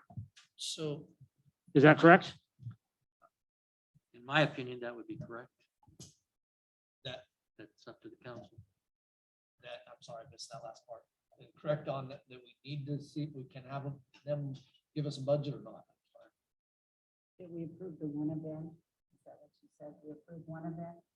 No, he was talking about the budget. About It the is budget. within our responsibilities to request a itemized budget on what was spent. Yes. I mean, if they are coming to you for money, you can request whatever it is you want to request. Gotcha. Okay. Okay, so we're at the point, I think, if I get everybody correct here, that as far as the museum doing the walk-in part of it, that we want a little bit more. Is that true with I'm going backwards here. Is that true with the rest of council? A little bit more. what, sir? A little bit more time. I mean, as far as another day, as far as the tourist season comes around, Memorial to Labor Day, that they have an extra day added into that. Is that what I gather from the rest of the council? Yes. I don't know. Is it Joan, yes, no? Maybe? Well, we received this and we know that the museum is going forward with putting on events and doing some things, which I'm really excited I know, me about. And too. cowboy poetry just fits our community. It's perfect. I don't have a problem with this. I think that $6,000 is a bargain. It is such a bargain and they're doing some good things. I don't have a problem with approving it and then asking them for a budget because I do think that that's not very much money. No, it's not very Really, much it money. isn't. For I mean, your we're looking at service. $53,000 we used to give away, and now we're talking about $5,000 and $6,000. Yeah, I still would like to see myself, would like to see him something being able to be open on a Saturdays. well, right. I like the idea of the 5 to 6 days a week that Councilmember McCoy talked about. I do believe that if we're going to have information for tourists, then the location has to be open to the public. Yes, most definitely. So, okay, so we're at that point, I don't think we're ready to, as my opinion, I don't think the rest of council, I don't know what the rest of council sets, but out of my opinion, I don't think we're ready to say move forward with 6,000 tonight unless we get a little more details. Is this correct? I know you want to see a budget. Well, I'm sorry. No, they always ask for 6,000. It was the chamber that asked for 5. Oh, I'm sorry. I'm jumping. Yeah, Again, I need clarification on what we are. it's down at the bottom. discussing right now. We're at the museum's cost Okay. and that was how much? I'm looking through. 6,000, it's the last paragraph on that page. Even though their budget shows just under 5,000. Well, 48, 54, and 95 cents. I'm just saying, just pointing out, that's all. Okay, Mr. Mayor, so yes. Mr. Johnson. when they were contacted about this and when it came back at 6,000, it was explained to us that it was a typo. Oh, So it's supposed to be 5,000 initial request, 5,000 current request. okay. Is that not correct, Arthur? I don't That's a listen to very me either. PC comment. That was a very politically correct response. Okay. Very good. So I guess, know nothing. so I guess we do need a little bit more clarification on the museum part to move forward there. Going back to the events and the chamber. I think I think the citizen of the year, from what I gathered from the rest of the council, is a definite not in that date. Okay, so that's something we have to bring back and readdress soon. Do you need a motion on any of this? And So- we can piecemeal it. I would like to make a motion that we fund the Chamber of Commerce $5,000 so that they could start planning the holiday parade and night of lights. So Just that part. just that part. Okay. We have a motion on the floor for just that part. Do we have a second on that part? I'll second. Okay. So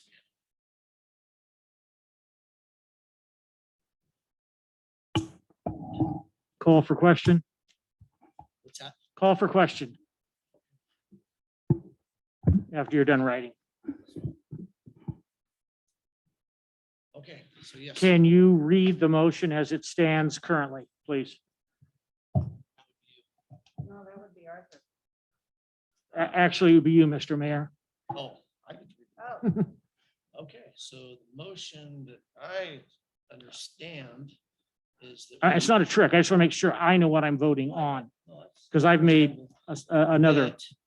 That we have the chamber, this is correct, move forward on the funding of supplying them with $5,000 to move forward for the holiday parade and night of lights on 11/27/21. And with the details of what they've given us on the funding and breakdown of the funding. Okay, Is this thank you, correct? Mr. Mayor. One event. We're Just authorizing one event, yes, as one event, correct. Okay, yes.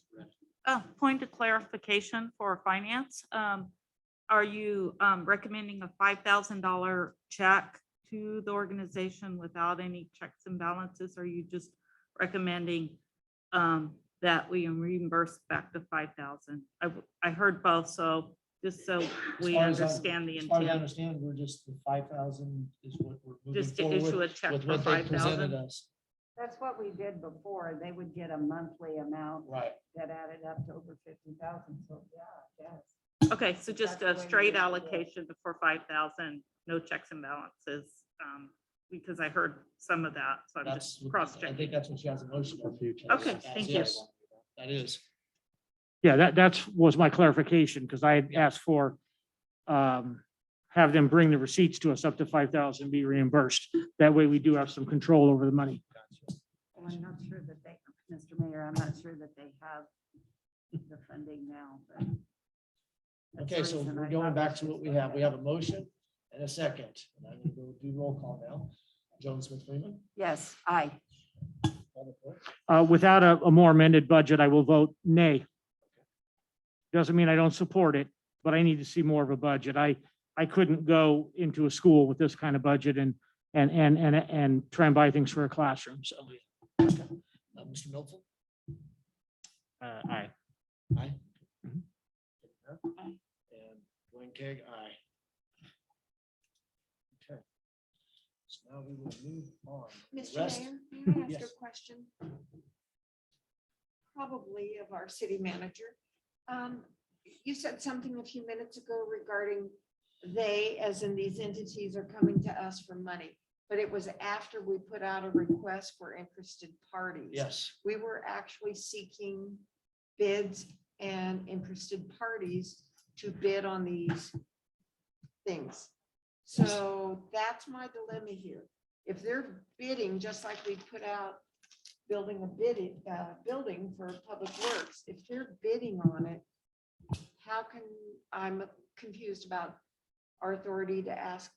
I know I've seen budgets and stuff, but they didn't approach us with this idea. We sent it out. That's, very true. would you like to answer, sir? He's No. like, no. I don't think he does. No. Yeah, give me a moment. Okay. May I attempt? Yes, sir. So there's a difference between requests for qualifications, requests for, people to send in, the proposal itemized. This is, I thought that this was a request for a proposal. In other words, they say, I propose to put this event on for $5,000. Yep. Now, Mr. McCoy, Councilmember McCoy said, I don't want to give them any money until I see every penny that they've spent, although some of it's personnel, permits, applications, insurance, advertising. Some of it's just time spent with, with a person. Some people volunteer, some people paid. I don't know how it would work. But the way that I understood it when I got it was, this is their proposal. They are proposing to put on this event for $5,000, which is pretty darn cheap. Pardon me, I can't say cheap, reasonable, in my opinion. Because I know, and you guys know, the number of hours it takes to put on an event. So I didn't think that this was a lot of money. I'm not saying that we should spend all our money that we have allocated for food for the family. I'm just saying that this is a thing that's good for our community, that our community really missed last year. And I think this is something good that we could do to kick off the holidays, good for our businesses, good for our citizens, good for our city. For $5,000. But that still doesn't answer my question. No. Request for proposal, and they gave Request us for a proposal. Okay. When we request a proposal, can we ask for viewing of their budget that they came up with their numbers?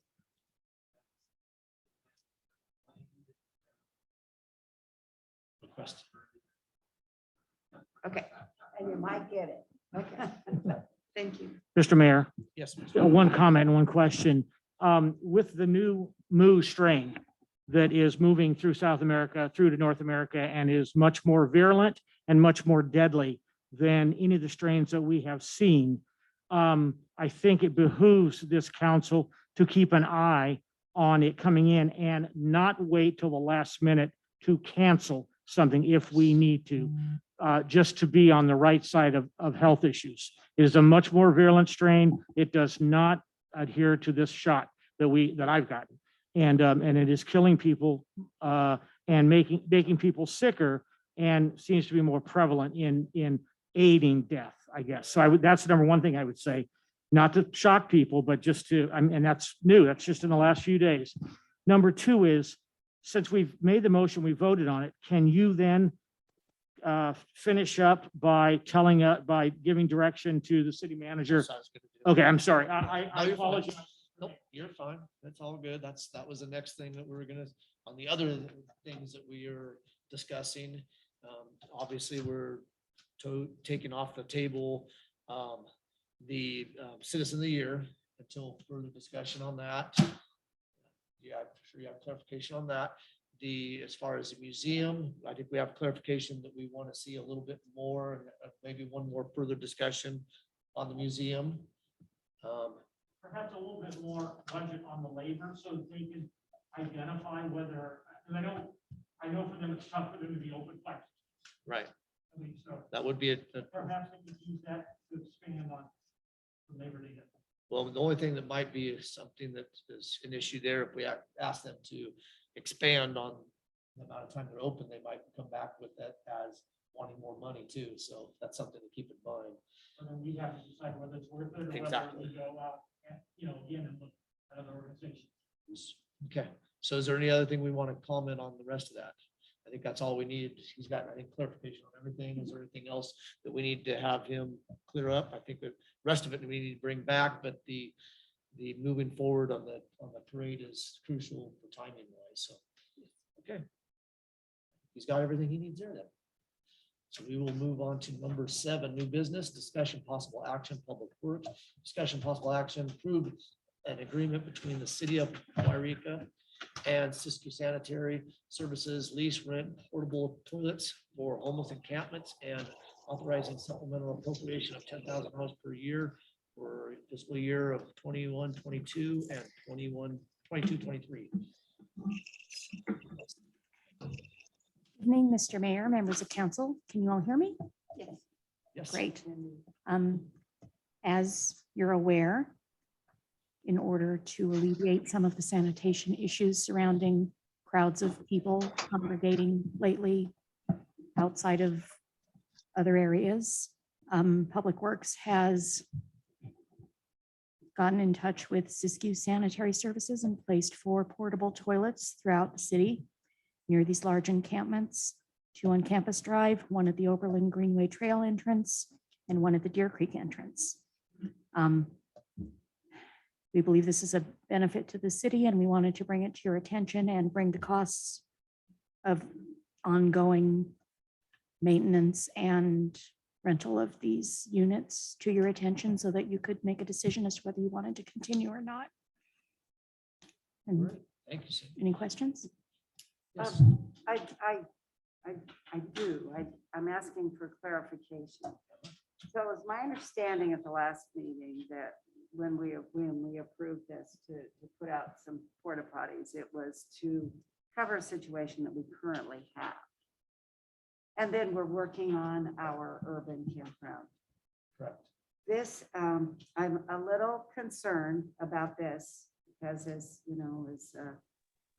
Councilmember McCoy said, my parents taught me not to spend money I don't have, and we can't just charge without a purchase of what we're doing. So $10,000, I thought that what we were doing was something temporary, not all year long, but something that we were doing to clear up the situation for the next few months, right? This is something that we're doing because we've got a situation going on and there's definitely some issues going on with toiletry and, I hate to get too graphic. So I guess that when I saw the $10,000, I was a little bit surprised because I thought that what we were looking at was maybe 3 or 4 months. And this is, and I understand what you're doing. You're just covering your budget. I Right. understand that. But could somebody clarify for me why we're looking at a full year? I can't, I don't, there's nothing You right. didn't- This is you. I would much rather Is that Randy you? speak on this, yes. Oh, sorry. Mr. Yeah, McCoy. I believe at the last meeting, I'm gonna stand with Councilwoman Smith Freeman that I believe the last meeting, this was merely a stopgap. It may have, I also understood 3 or 4 months, maybe 5 or 6, but not a full year, because our whole raison d'etre is to be moving people towards an urban campground, and then they will no longer be camping there because they will not be allowed to once the urban is open. So yeah, I would agree with that. I mean, if we want to go like 6 months, maybe go with that, but I think a year appropriation, go ahead. The only thing that I can add to that is when we have the urban campsite up and running, we are still going to have porta potties. So, and we've already discussed that those are going, this is probably why this is brought up the way it is because we are going to have probably 4 porta potties in that unit there. So, That's a pretty small area for 4 Well- porta potties. well, Maybe you 2. got probably, there can be an upwards of 30 people that can stay there. So What? there's gonna be upwards of possibly 30 people that can stay there. So They you can start take doing the them. math on that, and they can't clean them out fast enough. Unfortunately, yes. The Mr. the Johnson. answer to your question is you can make it for any month period you wish to make it. Okay. And at the end of that, we'll have them removed. It's How about written the way renewed? it's written so that, when there is a permanent site, they'll be moved there or they can be removed or however it goes. And then we'll come back and say, we, obviously don't need the rest of the money. But this is taking Just a care of the placeholder. year in case it needs to be taken care of, so we don't have to come back to you Coming back monthly. is- Yeah, and we can, like Cancel when Mr. needed. Johnson saying, we can take that service off there and then that money's back where it needs to be, so. It's like he's saying, we need to have that in the budget where we keep going.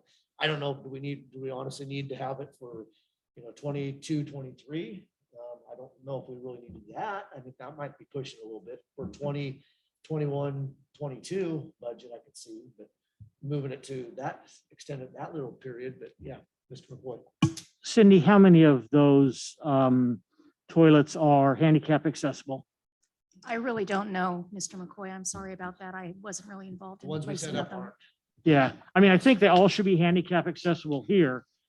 In the new camp, they're going to need to be handicap Yeah, accessible. they have to be. But you got to remember that, like what Councilman Smith Freeman said is, you may only need to because you're going to have the ability to empty them regularly rather than, you may need 2, you may need 4. It's going to depend, obviously, and because you worked a lot over on that site. We'll see as we go in. My concern would be that I would prefer to have the toilets that go on that site on a line item budget for Retta and Josh separate from these, so that we know the true cost of what that's going to cost us. That would be my one reason for doing it. That Thank makes- you. That makes good sense. Thank you. That makes good I sense. like that idea. Then can we look at this maybe for up to 6 months months. and then take another look at it and see if we need it for longer? Just a second, I'll open up the public hearing just 1 second. Yeah, I tend to agree that would probably be a better way of approaching it, unless you see some other difficulties in that. Well, Matt is here. I don't know if this was a negotiated long-term rate or if it was something different. so- Oh, that's something we need to address too, yeah. That's true, because if that's a long term, the price goes down on something like that. Matt knows, I bet. Good evening.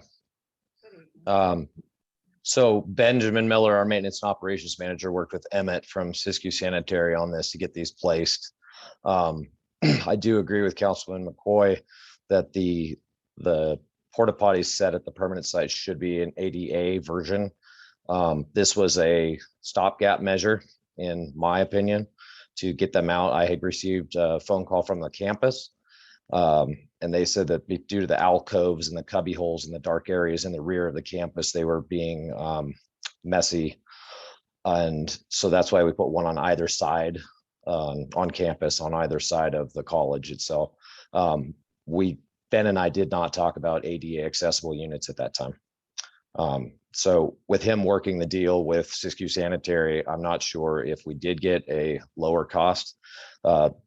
Initially, we were looking at the $460 per month, which was 4 units cleaned once a week. And talking with code enforcement with Willow Martindale, she thought twice monthly would be better, which is spoken to in the memo. So we'll definitely look into the long-term cost for the urban campsite and bring that back to you. Great. Thank you, Matt. You're welcome. Okay. So on that, I think we need to figure out what that entails, I guess, if there is a cost that's going to reflect that, then if we're going to a shorter term aspect. So I guess this is something that we're going to need to find out then before we can move forward on it. Actually, I feel comfortable just cutting it in half, make it 6 months. If it turns out it's more money, when we come back to renew it, if it's going to go further than 6 months, we'll let you know then. But I mean, we kind of need the money to pay for them. They're out there now. Well, that's true. True. Okay, so then I know that we have a public comment, so I'm going to now open it up for public comments.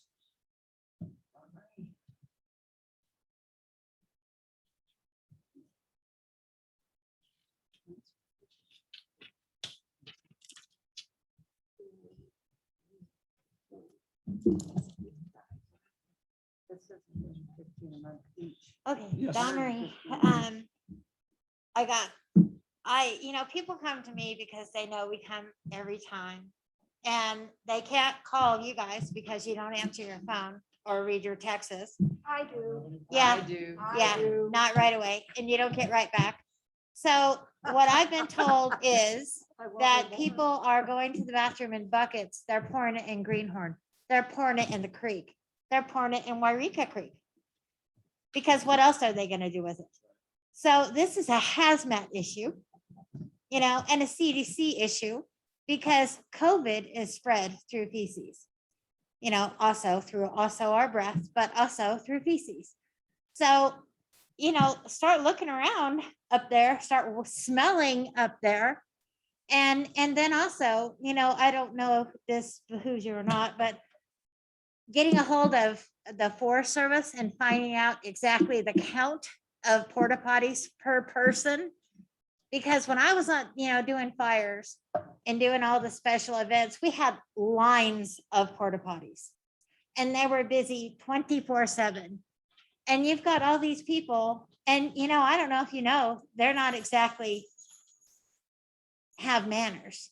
So they're rude. If they want to go to the bathroom in a pot, in a bucket, they will, and they have, and they are. And it's in Greenhorn and in our creeks. So I don't care how much money it costs. You're willing to spend $230,000 for air conditioner for a building we do not use. This is something we need. Please take that in consideration. Thank you. Sorry, I'm mad. No.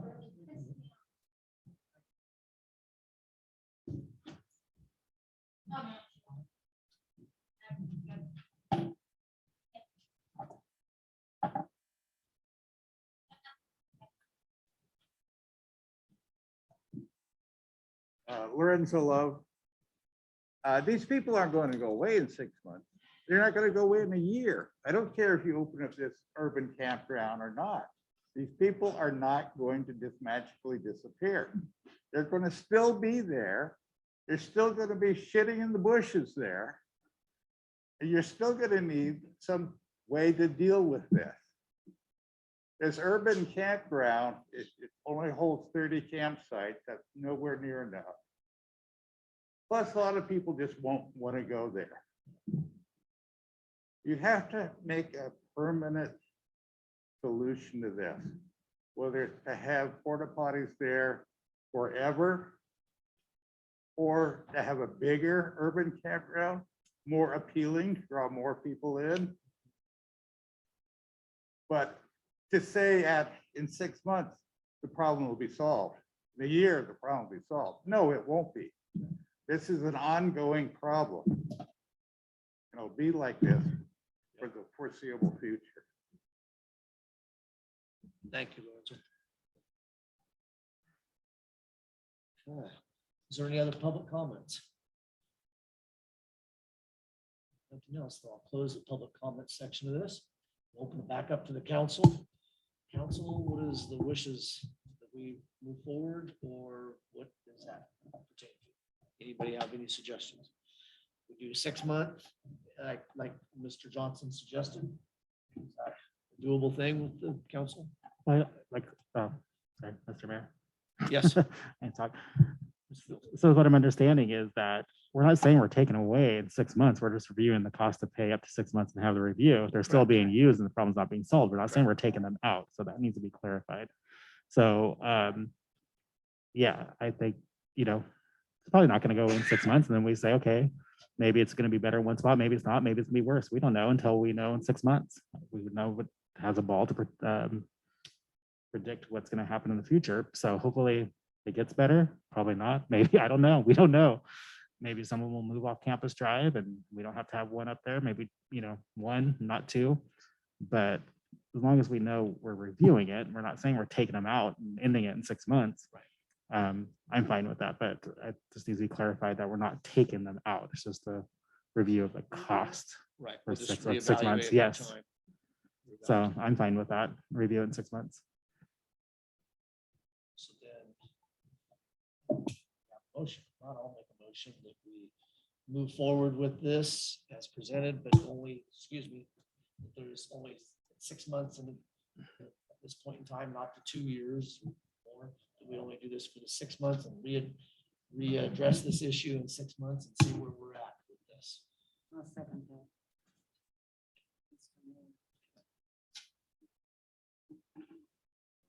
Motion in a second. Back to you, Joan, of course. Aye. Mr. McCoy, Aye. Mr. Middleton. Aye. And I, Dwayne Cake. So 6 months, we'll readdress this and move from there. Let's get back to the agenda. Maybe we can move forward. All righty, now we're on to 7 on the D, discussion possible action, human resources, adopt a resolution of the city of Yreka Council to the city of Yreka updating the comprehensive job classification structure. That would be Retta. So, thank you.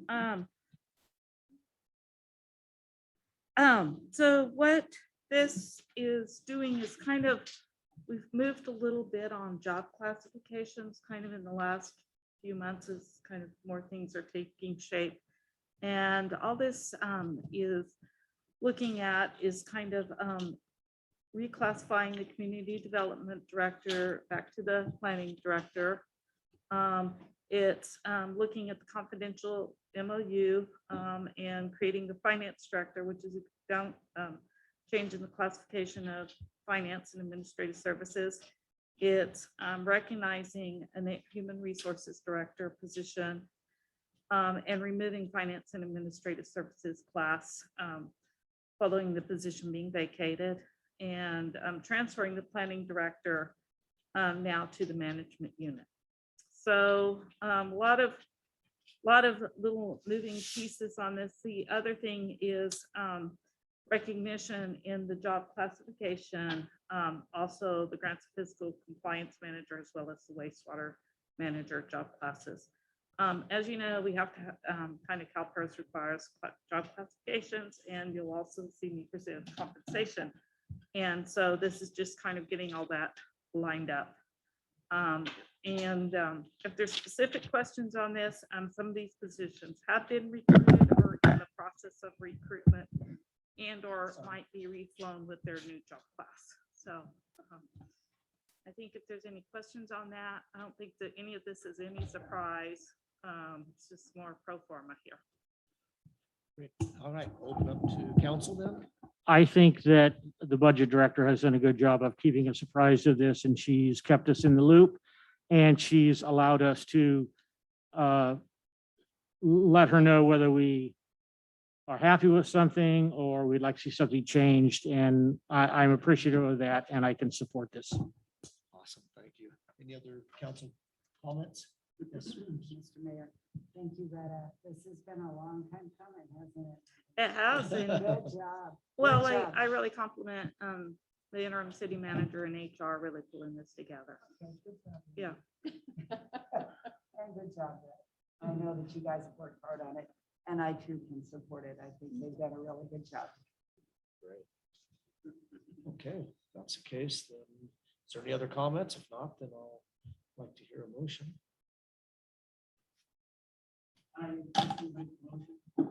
Find it.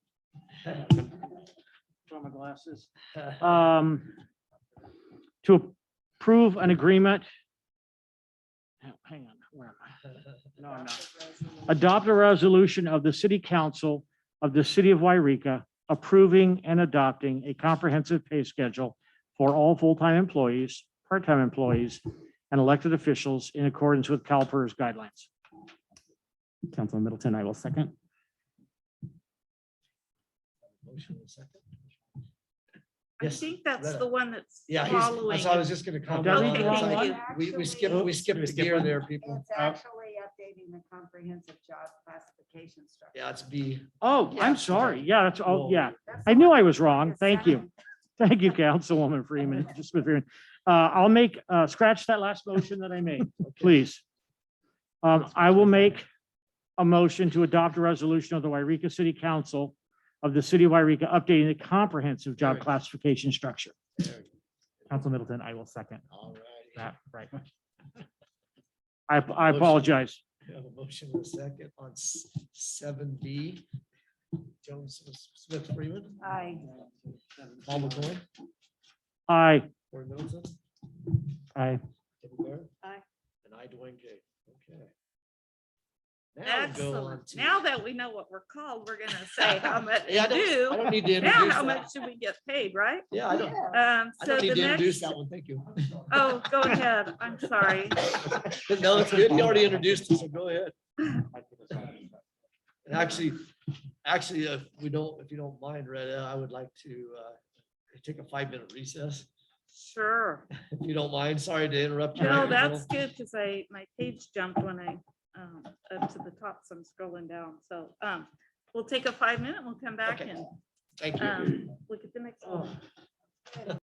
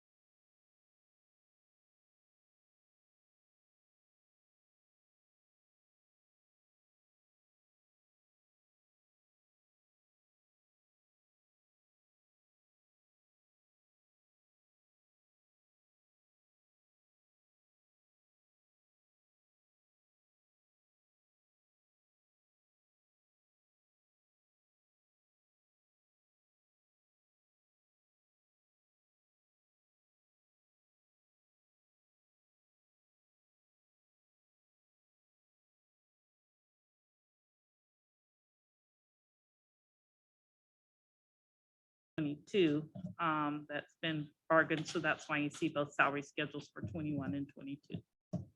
And if you have any questions, let me know. Things that changed, we did call out in in red on the schedule.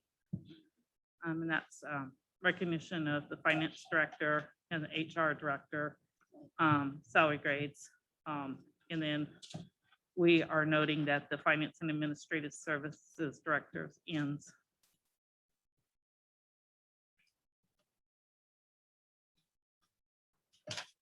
And do you have any questions? All right, we'll open up to the council. Council, have any questions, comments, concerns?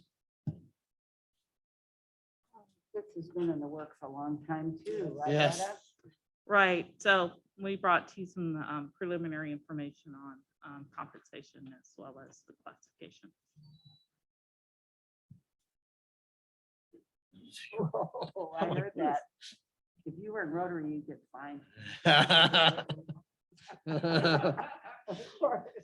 He has a question. That's what he's doing. Is that what it is, Corey? So unless there's any other questions for Retta, anybody?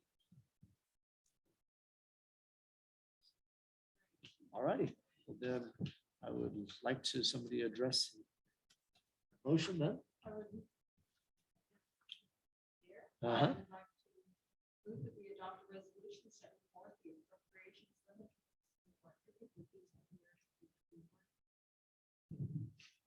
Is that the right one? No, this is. the- Comprehensive pay schedule. Yeah, I know, sorry.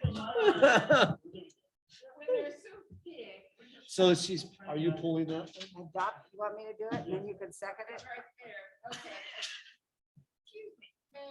Yes. Suggest a motion, we adopt a resolution of the city council that the city of Yreka approving and adopting the comprehensive pay schedule for all full-time employees, part-time officials in accordance with California guidelines. I'll second that We motion. have a second. Joan Smith. All right. Joan, Aye. Paul, McCoy, Aye. Corey Middleton. Aye. Oops, sorry. And Dwayne Keg, aye. So it is carried. All righty, That now, was easy, no argument. I know, no thank yelling. you. now we'll move on to 7D. Discussion possible action finance, adopt a resolution of the city council of the city of Yreka setting forth the appropriations limit for the city of Yreka for fiscal year 2021 and 2022. Seems like we've heard this one before. In the key of D. So yes, this is a requirement that for Article 13B of the state of California, that we have limits on how much you should can spend in your budget based on your growth in population and the change in per capita income. And as you can tell in the staff report, we are well under our GAN limit by a large margin on that. And so it just kind of goes that we had a slight decrease in population. There was a 5.73% per capita income growth, and these numbers are published by the state of California. And so we utilize that information. So this is pretty routine on that. And so what we're recommending is that the appropriations, current appropriation limit for the city is 19,734,093. Appropriations within the budget that are being presented this evening are 8,071,073. Okay, I think Paul had his hand up first. So here's a question.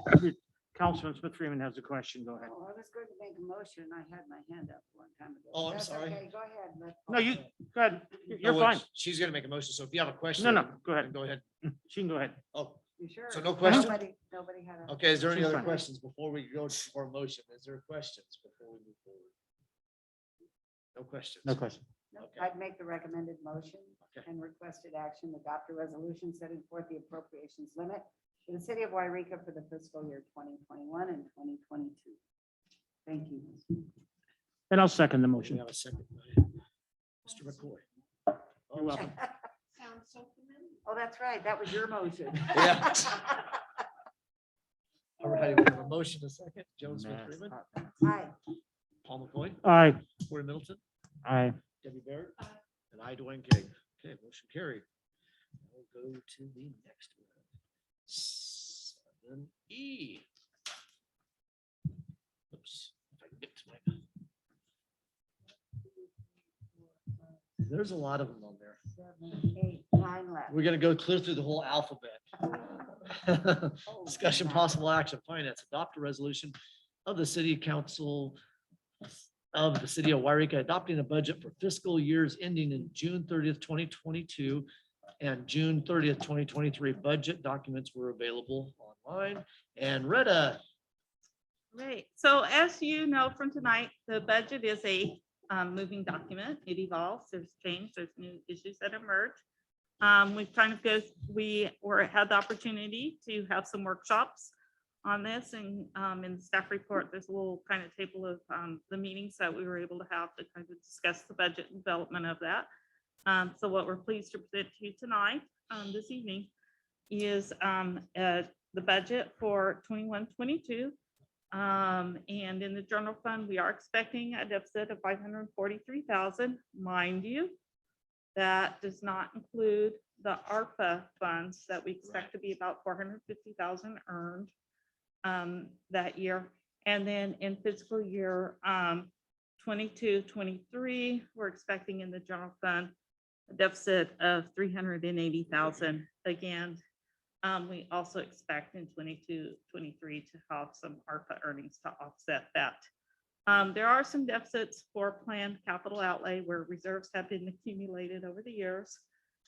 We've talked about those projects. Part of them are Highway 3, part of them are match on the STIP on South Oregon. And we've gone through those projects several times, and certainly not at the level that Public Works does, but just kind of from the numbers standpoint of those projects. So if there's any questions that I can address on that, otherwise we're recommending tonight adoption of the budget for fiscal years 22 and 23.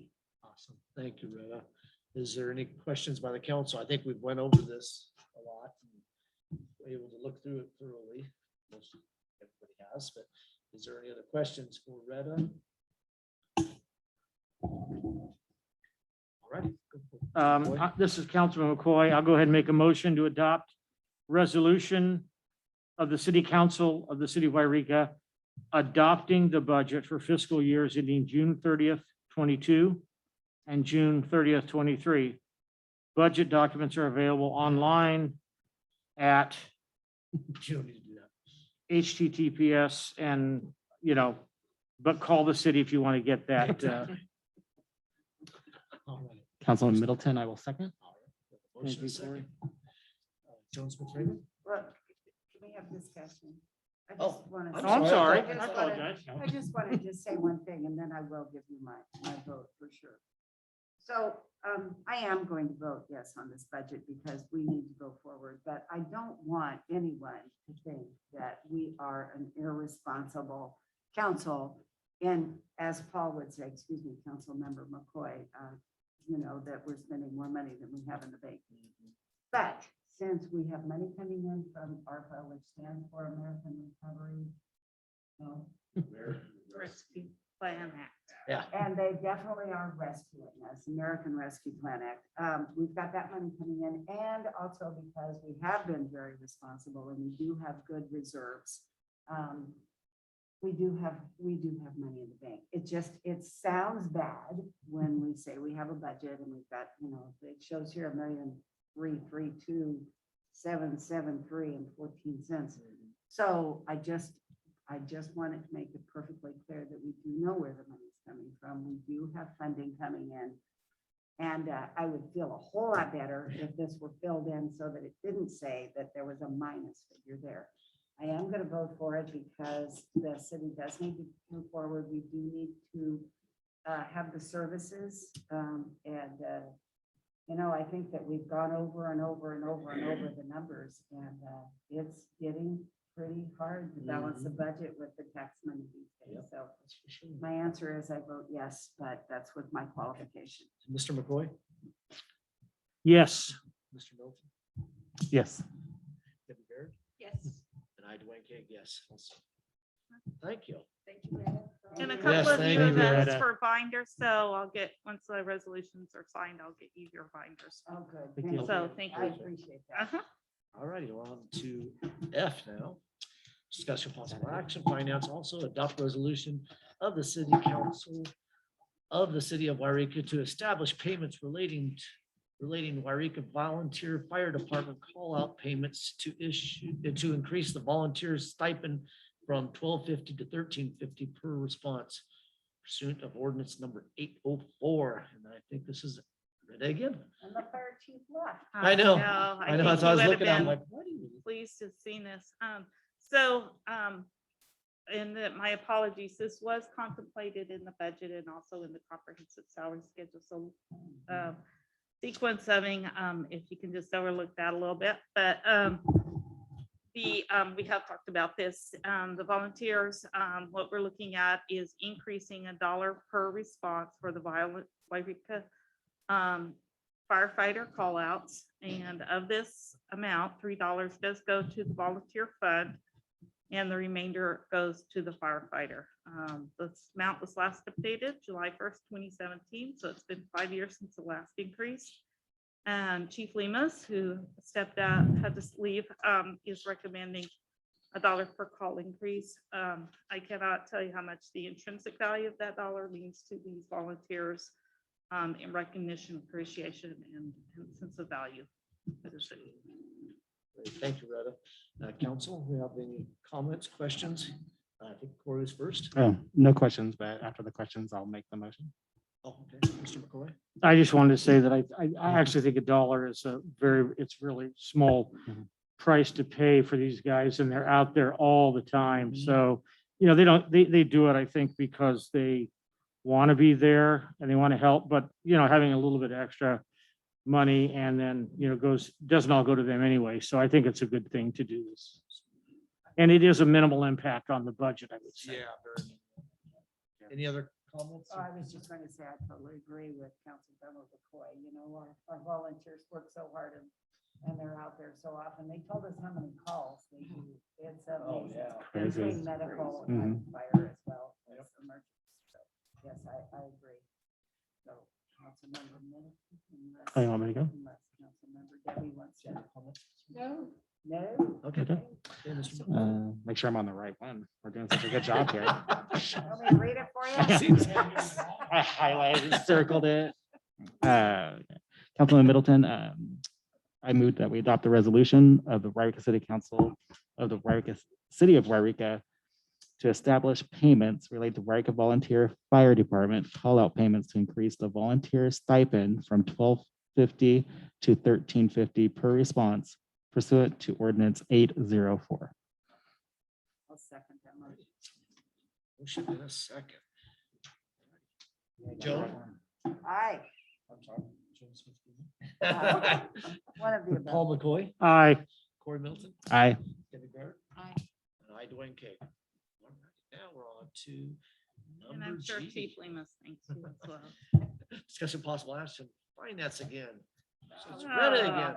Adopt a resolution We're of just clicking through of the these, city aren't we? council Thank you. of the city of Yreka for authorizing investment monies in the local agency investment fund.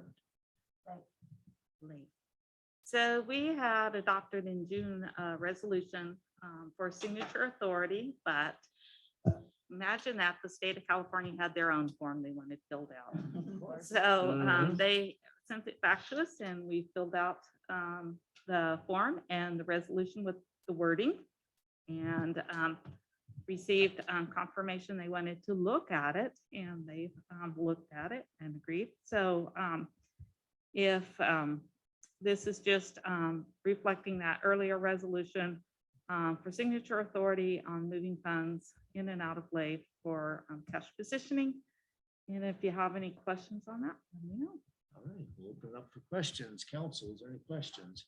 I have one, if I may. Yes, absolutely. Retta, does it require all 3 signatures or any 2 out of 3? Any two. Thank you. Good question. Any other questions? I was just going to make a comment that this is Councilman McCoy, that in my opinion, this is very routine and authorizing the investment of monies in LAIF. And it's just something that I would support. Oh, Joe, did you have a comment too? No, just a motion. Oh, okay, so anybody else have any? Anybody else want to? Nope, okay. Okay, I Go for make it. a recommended motion of requested action, discuss. Oh, adopt a resolution, it's 2021 blank. It's it. For the city council, for the city of Yreka, authorizing investment of monies in the local agency investment fund and authorizing the finance director, the senior fiscal and admin tech, and the city clerk to sign. Motion. I will second. All right, second. Okay. Thank you. All right. Joe Smith Freeman, Aye. Paul McCoy, Aye. Corey Middleton, Aye. David Barrett, Aye. and I, Dwayne King. All righty, move on to H, discussion possible action, finance and approval of payments for an invoice from previous fiscal years from the city attorney. Aha, that's why you're here. That's why he's here. Ah. Follow the money, follow the. At the table or on the bench. Yes. Follow the Exactly, money. A exactly. wise legislator once told me that. So we'll start off with Retta. It could be me or, Randy, would you like to present this? I would love to. So what you have is a request for payment for prior years. This is not a standard that staff would approve. So we have brought it forth to the city council for your consideration. City attorney is here to answer any questions you may have. Mr. McCoy. Oh. Do you have any other comments or questions on this? Well, yeah, I do kind of. I just realized that it goes back to 2013. Did you forget to bill it? Well, let me put it this way. I would rather do work than work. than go for the work. So when it comes to, I'll type in a billing program. But when it comes to actually getting around to billing the invoice, there's a menu where you have to check the box. Ah. And I missed a bunch.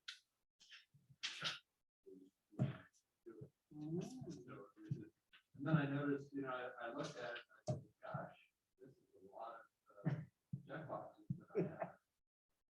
That's for payment. So I decided to put that in.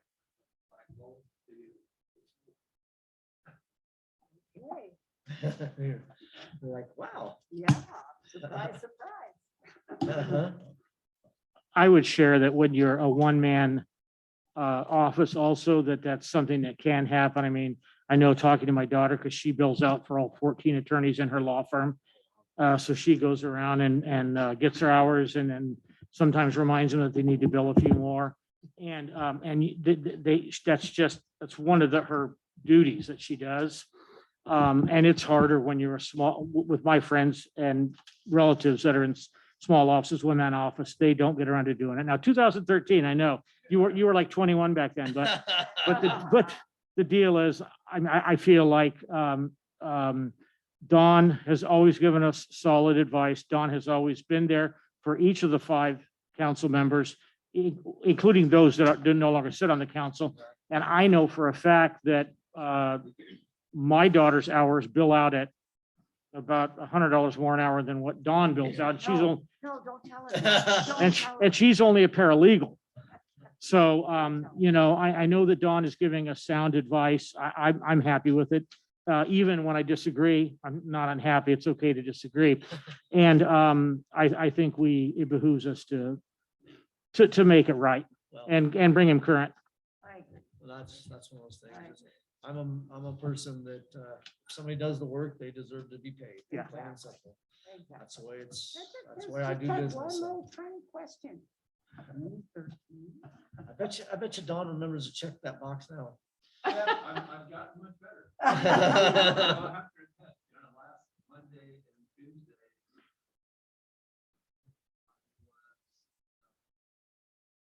Really too tired to keep track of my time. And, instead of having 8 hours done for 2 hours down, screw it, I'm not doing the work. Wow. Well, the other thing I know is when I call you, he does not bill me every 7 minutes, which is typical practice for an attorney. Uh-huh. You're billed every 7 minutes. They keep the clock and then they turn that over. Of course, you're not going to turn it over to anybody but yourself. So, I mean, Well, definitely appreciate his time. yeah, that's for it's sure. different when you're a one-man operation, I think. And what I always appreciate, Yes, it is. what I always You know Yes. that? appreciate- I know that as well. I always appreciate Don because he picks up the phone right away and I appreciate that. Thank Or you. calls right back. Right. Yes. We appreciate that. Would it be okay if I make the motion? Yes. I think Is we're everybody okay with that? This is Councilman McCoy. I'll make the motion for approval of payment for an invoice from previous fiscal years from the city attorney. I'll second that. Thank you, Councilwoman Smith Freeman. Motion a second. Joan Smith. Aye. Paul McCoy. Aye. Corey Middleton. Aye. David Barrett. And I, Dwayne K. Alrighty. Yes. Said you did the work, you deserve the pay. Alrighty, now we are Check on that to box. adopt a resolution of the city council of the city of Yreka approving destruction of certain city records identified by the finance director, Retta. I have to tell you, this always makes me nervous. I know. Will we ever need to see these documents again? So I'm gonna jump back a little bit. You'll be seeing, so now that I have authority to pay, you'll see in the regular accounts payable that check for the invoice from the city attorney. Just wanted to recap that. So now on the current item, for the destruction of records, we are more conservative than the Secretary of State recommendations, which is 3 years. We hang on to for 7 years. Will you ever need the record again? I can't say that. But at some point we run out of room. And that's why we bring it to you annually. So you can make that decision. Payroll records, we hang on for 10 years on this. So the Secretary of State guidelines for cities for records management, which is referenced there, has a lot of these things that we're hanging on for 7 years, where we only need 3 years of records. But we do that extra 7 years. So That actually makes me more comfortable. Yeah. Because I know that there are some laws where you have to be able to go back 7 years on a lawsuit, right? Depending on what item it is, some records have to be. Yep. Exactly. right. So don't throw away the grants. So it is the responsibility of the grant manager in the grant files to have all those records as outlined in our grant policy. So Okay, I is did remind any the other grant managers Questions from to, the council? Yeah. Any questions? I'll make the motion that council approval of payment for adopt a resolution. Gonna pay it twice, Don. You won't bother you with it. Adopt a resolution of the city council of the city of Yreka approving the destruction of certain city records identified by the finance director. Oh, never mind. Go ahead. Council Middleton, I'll second. Thank you, George. Thank you, Council. Joan Smith Freeman, Aye. Paul McCoy, Aye. Corey Middleton. Aye. Spit it out. Debbie Barrett. Aye. And I, Dwayne K. All right. We're moving on to last J, discussion possible action. Yes, thank you, Retta. Councilman McCoy, approval work plan on urban campsite at 410 Foothill Drive along with the associated expenses. Mr. McCoy. Yes. Thank you for letting me address this. The reason this came up was that the mayor and I were looking at doing another workday at the urban campsite at 410 Foothill Drive. And I did not realize that if we want to have like a work party, we want to clear brush along a creek side or trim things, that every time we do something like that or clean a park, it has to be approved in advance by the city council. We just can't go out and do that stuff. Along with this were associated expenses. We actually would like to do 2 work days. One work day would just be with myself, a tree trimmer, and somebody who's going to buck the lumber when it comes down into manageable pieces for firewood. The other work party we were looking at was probably sometime in mid-October. It was just another cleanup. There's been quite a bit done out there, and I do want to apologize to city staff and to council members for myself scheduling these things without having your approval. Now I know that anytime we're going to schedule anything like this, has to be approved first by city council. And then there is an associated cost with the tree trimming. We would like to rent a 35-foot knuckle lift, which will give us with the saw 40 feet. And we'd like to go, as I said, I have a professional that's going to donate his time, and he's going to go up and trim both sides, both ends. He's going to go trim all the way around. But that will require, the quote I got on it, I want to say was $318. I asked for not to exceed $350. I don't know. American dollars. American dollars. Yes. Not Canadian dollars, although the border is open. So that's what I'm asking for, and I'd be happy to answer any questions that council men and councilwomen might have. I just want to make a comment on top of what was stated too. Yeah, we had no idea that when on something like this, that we needed to get approval. Obviously, we would have done it if we knew. We're just trying to save the city money, and we did. The volunteers that we've had out there and the amount we've accomplished at this work site have saved the city thousands of dollars already. Just so people know that this has saved the city a lot of money already, just from what we've done. The volunteer work that we've done is added up quite significantly. It made it also, and I want to thank Ben and Public Works. Actually, I said and Public Works, because they went out there and got our piles. We got everything in nice big piles, and Ben and the crew went out there and cleaned all those piles up and shipped them off. So we didn't have to burn them come fall. They're already out of there. So we thank them, for the city staff, for doing that. Public Works, it was awesome. Like I said, it has, the amount of work that we've done there has saved the city a tremendous amount of money already. And that's just the little bit we've done. So. And can we also thank Randy, Retta, and Matt for being instrumental in kind of guiding us too with what's going on. Yeah, So absolutely. we're just trying to do the cleanup. We're not trying to build it.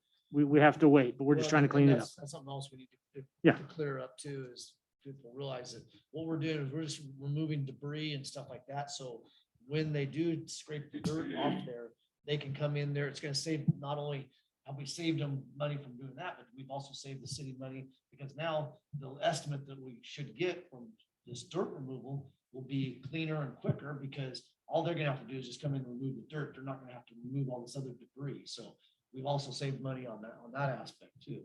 So yes, Joe. I just have a question for one of you, or whoever may know.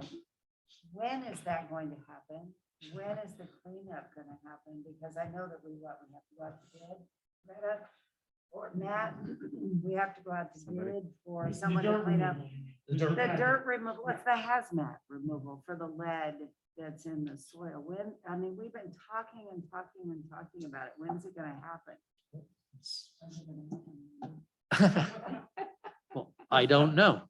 I don't think Matt does either. I don't know if he's still there, but the last report I had, there was, and I can't remember the name of the engineering firm that's working on. Yep. Thank you. And they were negotiating with a waste dump site, hazardous waste dump site, for a per whatever unit, the fee to do this. And before we go out with a request for proposals for a firm to make this dirt go away, we wanted to make sure, we've come back to the council, to make sure we had an appropriation to actually remove the dirt.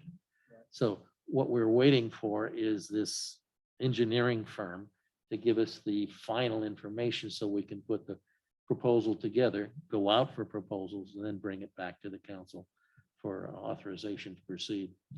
That's my understanding. I mean, I thought that this had been going on for a long time. It's a whole The- other geocon. The engineering firm is reporting to the Director of Public Works that they cannot conclude the negotiations. Why? So that's where we sit. Okay. This is not something that staff could actually do. We've got quote expert helping us, but we're not moving. That's the best information I have. If you would like more information, we'll get it for you. All right. Yes, Don, you have a comment?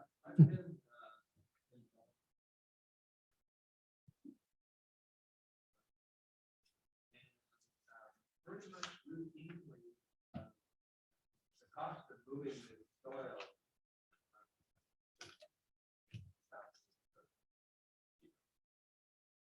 Is probably going to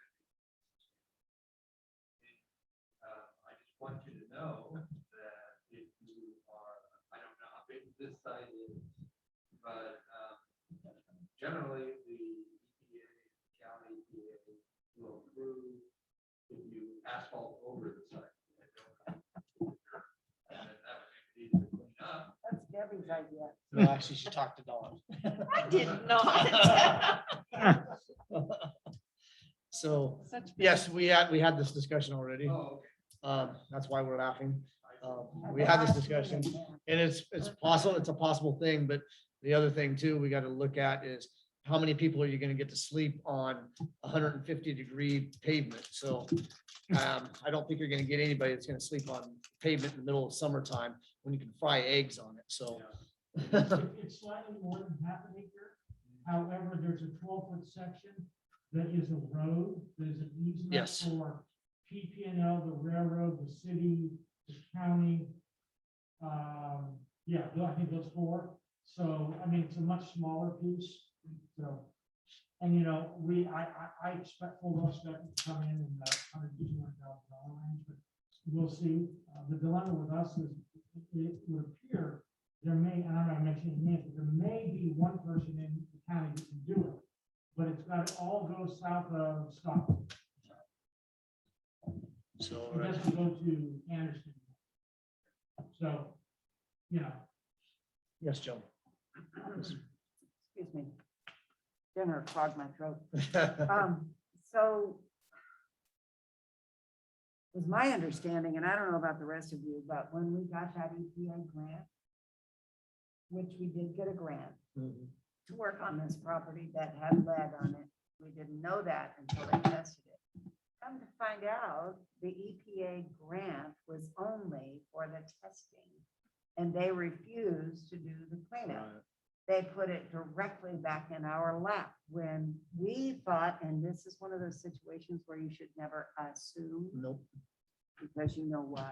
Yes. And it did. So now it's fallen back on us. So that come to find out that the testing was a very, very small portion of what needed to be done. And now the most expensive part is the cleanup, and we're stuck with it. Yep. It's not a pretty sight. One thing we do now is just to see what they say. That's all we can do.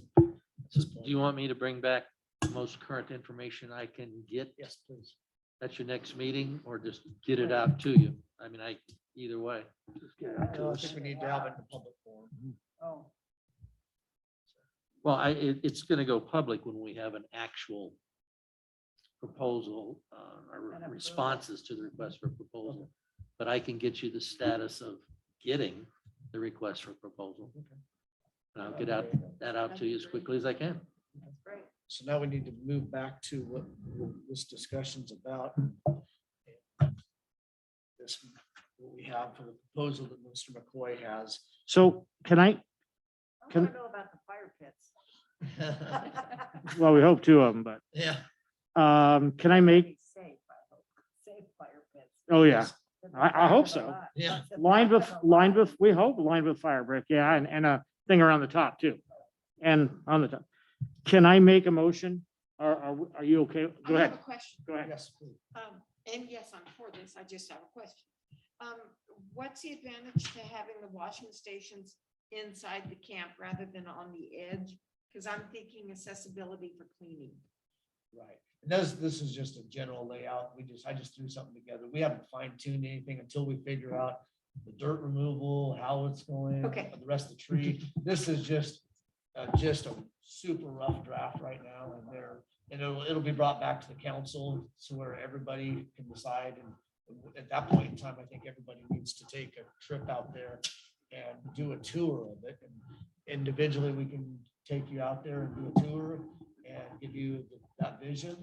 And that way people have that understanding. The rest of the council has that understanding of those choices and stuff like that. Yeah. This is, And if you have a workshop when I'm not working already, I would be more than happy to come. Well, and Councilmember Corey and I That's can what go out there Councilmember and look at the spot with our interim police chief, yes. but we haven't seen it for a while. And you guys have done a lot of work. Oh, on it, yeah. If you haven't but- seen it. in a I did while, drive by. It I looks mean, like I've driven night. by, but I haven't been on. Yeah, well, it's night and day. Yeah, it looked a lot better.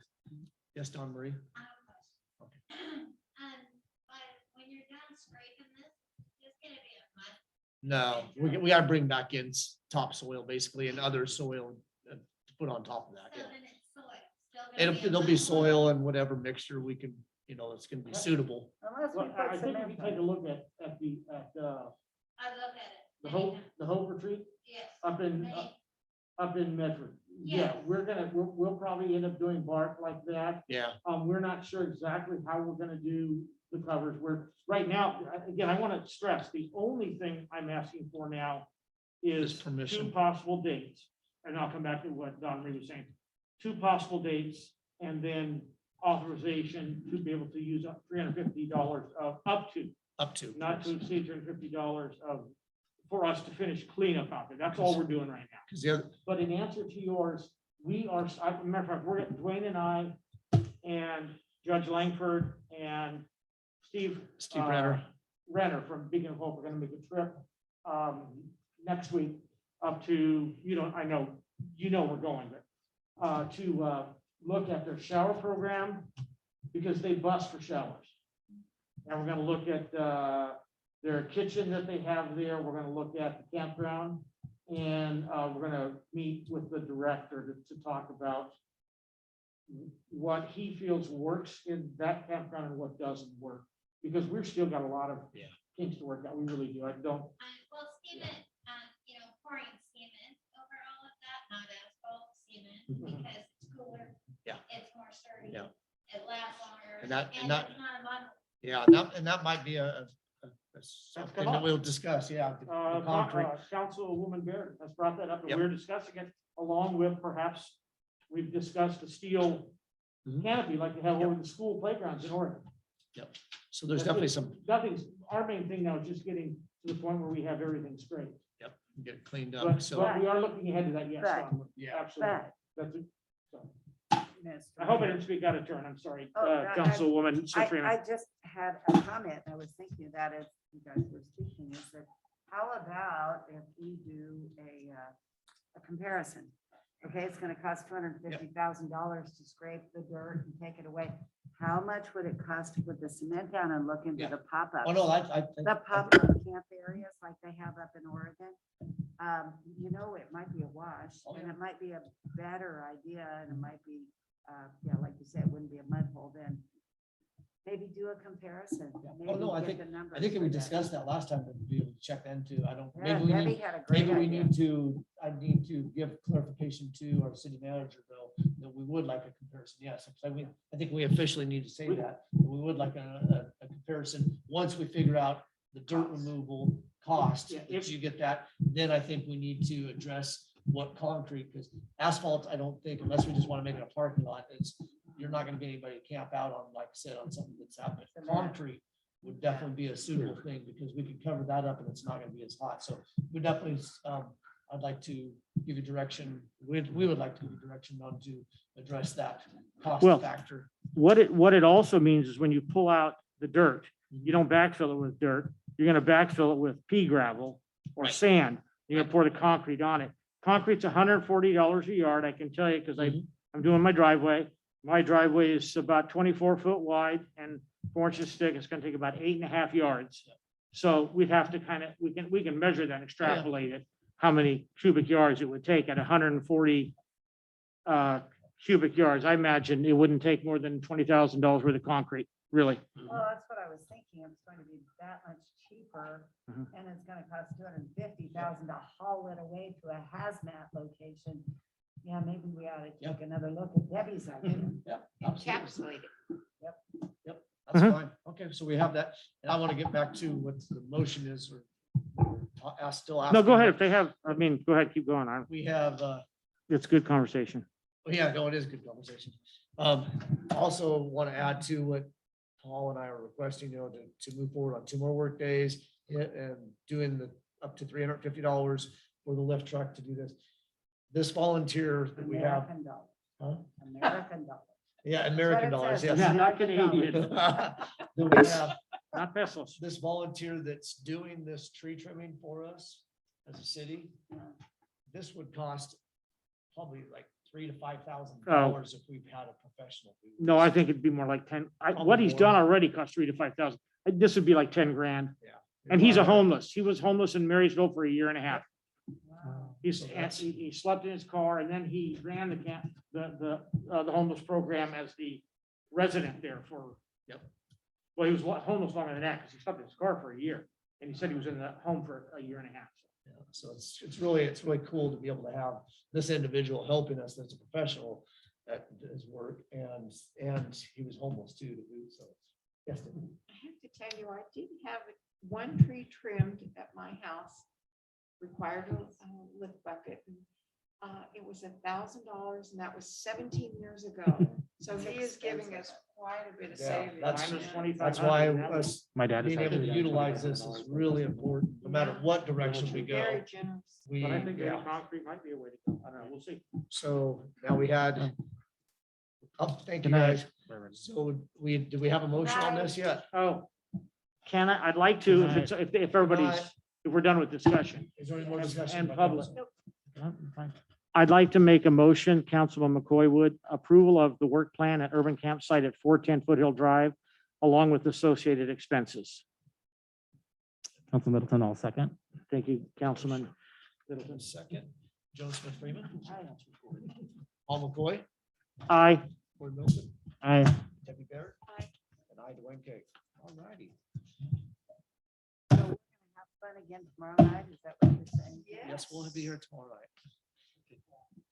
That, Yes, that included the money? yes, this included money. That was the motion, yes. $350. I can't hear it. That's okay. Paul, did you say the money, 350 American dollars? I just said the associated expenses of No. American dollars. Randy asked. All righty. So we'll go into city manager staff reports. Thank you very much. You have your weekly reports. If you have any questions of us, staff's not here. Yeah, we lost all the staff. Oh, Arthur's here. Arthur's here. And you know what? Matt's here too. He Yep. may be And so is muted, Liz. and so is Liz. They're muted, but they're here. But no, we have no reports. May And I oops. ask a question? Yes. That's a technical question. I wasn't able to download the budget here. Is it just because this computer is too small? Yes. I believe so. Okay, thank you. So I need to know. Thank you. I just want to make a comment in regards to the report. I appreciate getting weekly reports very much so. That's something that we've needed for a very long time. And I really appreciate having those weekly reports from you and from your staff. It really puts our minds to ease, knowing what's going on in our city. So thank you. Thank you very much. I'll pass that along. Those are from staff. Those are not just from me. Correct. I know that's why I said I threw in the staff part too, because they work very hard at putting those out too, so we know what's going on. And it's important for us to know what's going on because we're supposed to know these things. Well, and one of the things that I just want to emphasize, there's a lot of projects out there that we're all supposed to be doing. But by putting the weekly out, it tells you what we're actually working on that week. So all the others, not so much. But that's where we're concentrating at that particular time. So thank you. No, I appreciate it. While we're complimenting, can I give Arthur a shout out? Thank you so much. And yes, I really mean it. I know this took a lot of work, so I'm serious. Thank you. Yes. What's that? All our Our- stuff? Oh, my Yeah. goodness. That's Well- not the words that came out the first time I saw No. it, but Well, close. the only thing is, Real it's close. hard, it's hard to find where we are. And Liz always had it in a binder that then we could turn to number A, B, C. Well, yeah, but who did that? I did. Yeah. No. We'll drop ours off at your place. All righty, so we'll go into councilman reports. Joan Smith Freeman. So I just have one main thing that I'd just like to tell you about, and I'm going to have to get you more information later. There is a Senate bill out that's been passed. It's Senate Bill 156. Oh. And it's regarding the middle mile that the state of California the middle mile for broadband. That the state of California is proposing to pay for. There's $3.25 billion available to pay for this middle mile that's not covered right now of hooking people up to, good, fast broadband. It's supposed to be for areas that are underserved or not served. And come to find out, the city of Montague is unserved, not underserved, unserved, and the city of Etna are. And so Supervisor Nancy, I'm sorry that she's not here, Ogren, and myself met with our city manager and with Josh, who is no longer here. And he's been, he knew about this bill as well. There's a lot of money out there. A lot of money. And they have loan loss reserve fund, they have local agency technical assistance. Another person that called in is our firm that we have a contract with, Acme, used to be, now it's called Right. something Net else. Jesse, yeah, that one now, yeah, so Jesse was on there, he was most interested in working with us on something if we decide to. So this is something that I will bring more information back to you with. There's just a lot of money out there that would serve our community well. This is not something that's necessarily for county government. This is something for our citizens. Because we've got pretty fast service here. We're pretty lucky with Hunter and with Acme and would you call them number one? Net one. Thank you. Net one. Anyway, Read my lips. There's- Net one. You read my lips, yeah. anyway, it's something that has potential for helping out the citizens of our city. And so we're looking into it. I participated with Josh and Nancy on a League of California Cities, had a webinar right here. And so we just, we listened and they had presenters and I took pages of notes. But we are getting more information. In fact, I just got the notes from that meeting this week, maybe today, because that took place last week. So that was the biggest thing that I worked on. If we can get funding to help our citizens get connected to the world, because this is the future. This is what's, the way of the future is doing everything through broadband. Yeah. So that's a project that I'm working on right now. That's good. It has a good potential. Hope so. Yeah. And the League of California Cities annual meeting is coming up. Who's going? Who's going with me? I'm the alternate. I'm the delegate. You're the alternate. I'm not going because I'm not getting the shot and You have to have a I- shot I and you can't. have to sit wear a with the mask mask all day. And they do check your vaccination record, so you do have to. Love that. I know some of you have gotten vaccinated. Few of you have not. But anyway, I don't plan on We're not anything gonna go into happening to personal me. issues. The most important thing about the delegate is if I got run over by a bus, that, that somebody should be there. So somebody could be there. are you going? You do have one? Oh, you've been waiting. I have a built-in dog sitter. My husband's watching my dog. Anyway, so that's coming up and the thing is it's 8 o'clock in the morning, the day after our next council Oh, that's meeting. right. So you guys are not allowed to keep me here past midnight. So Oh, not we need a long agenda again. Sounds like we're building one.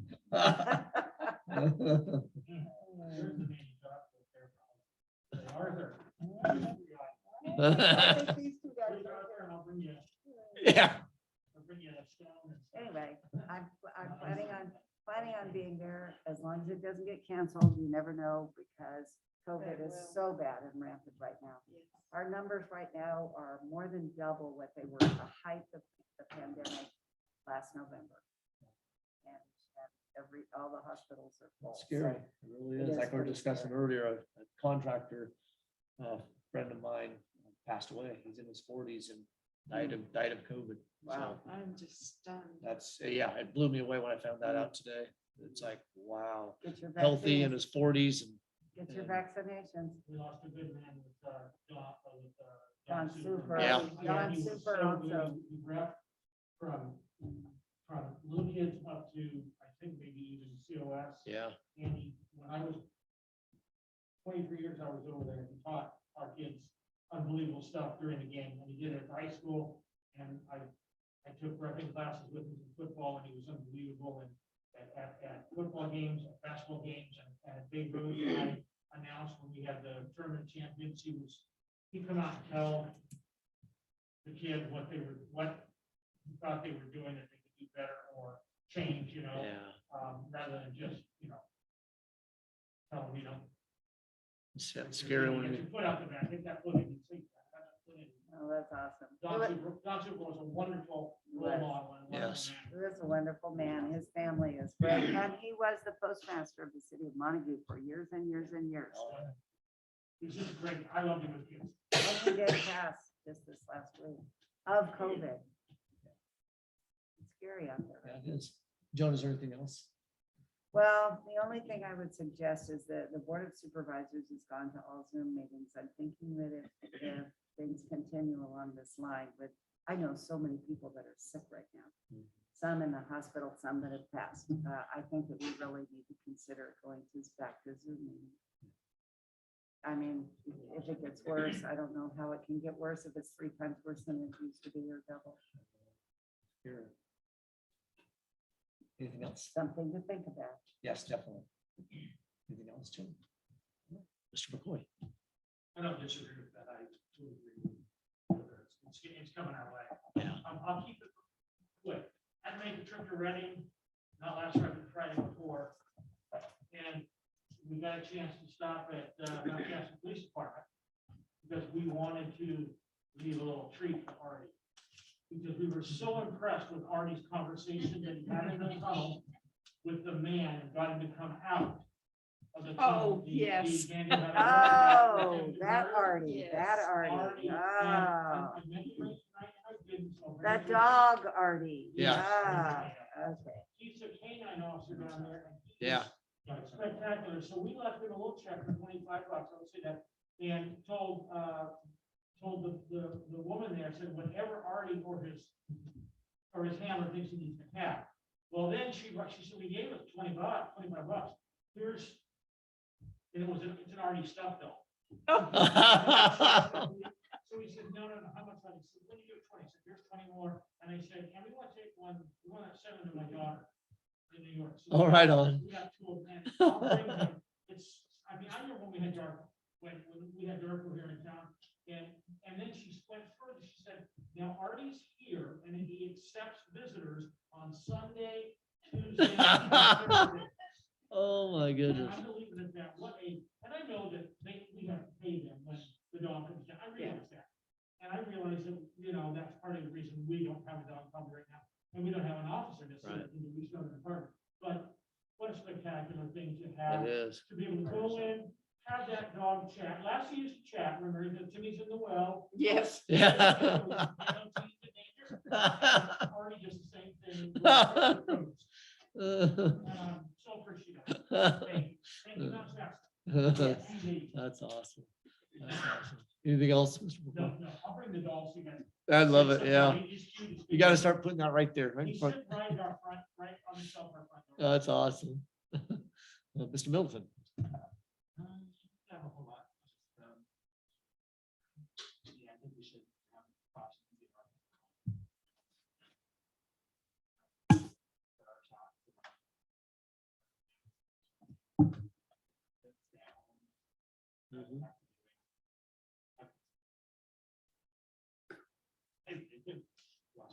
Yeah.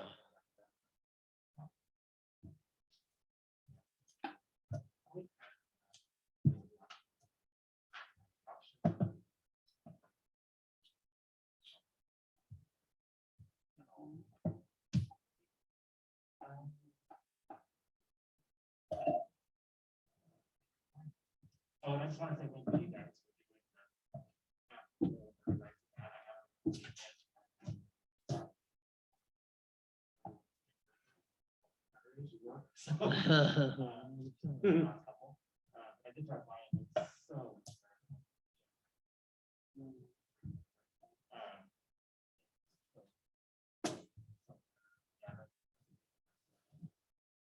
That the volunteer is doing for the trees, because my dad, gosh, he had a willow tree trimmed last year and it was $2,500.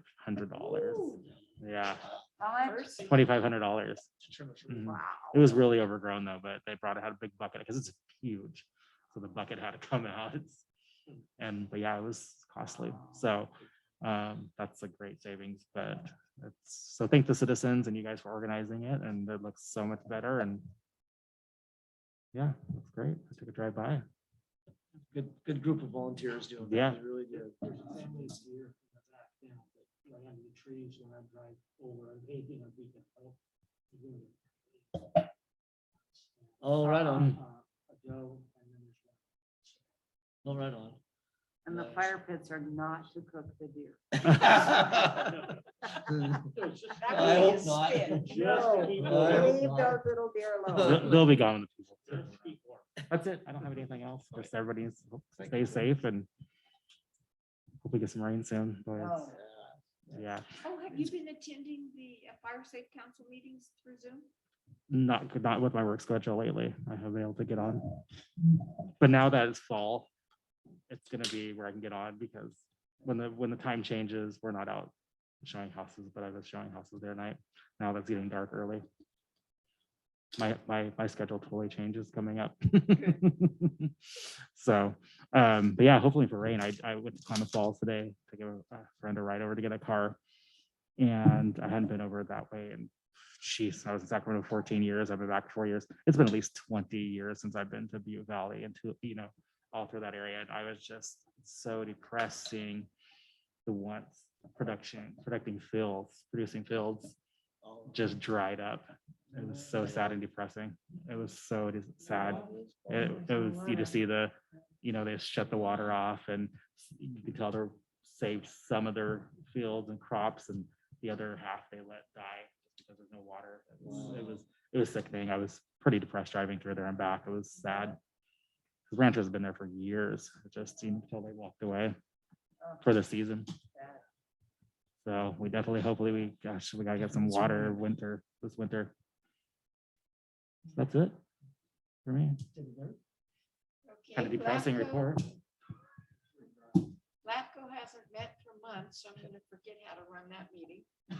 Collier was closed for a week and a half because they had broken pipe. And Why? they're I saw all, the sign. It was closed on the freeway. It Yeah. said it was closed. I didn't know why. when they did the remodel, everything is computerized. And the computers weren't telling the other computers how to flush. Oh. So it had to be closed. So it's back open again today, which it stuns me because that didn't happen before. But and Friday is the beginning of the Tule Lake Fair, which Oh, that's right.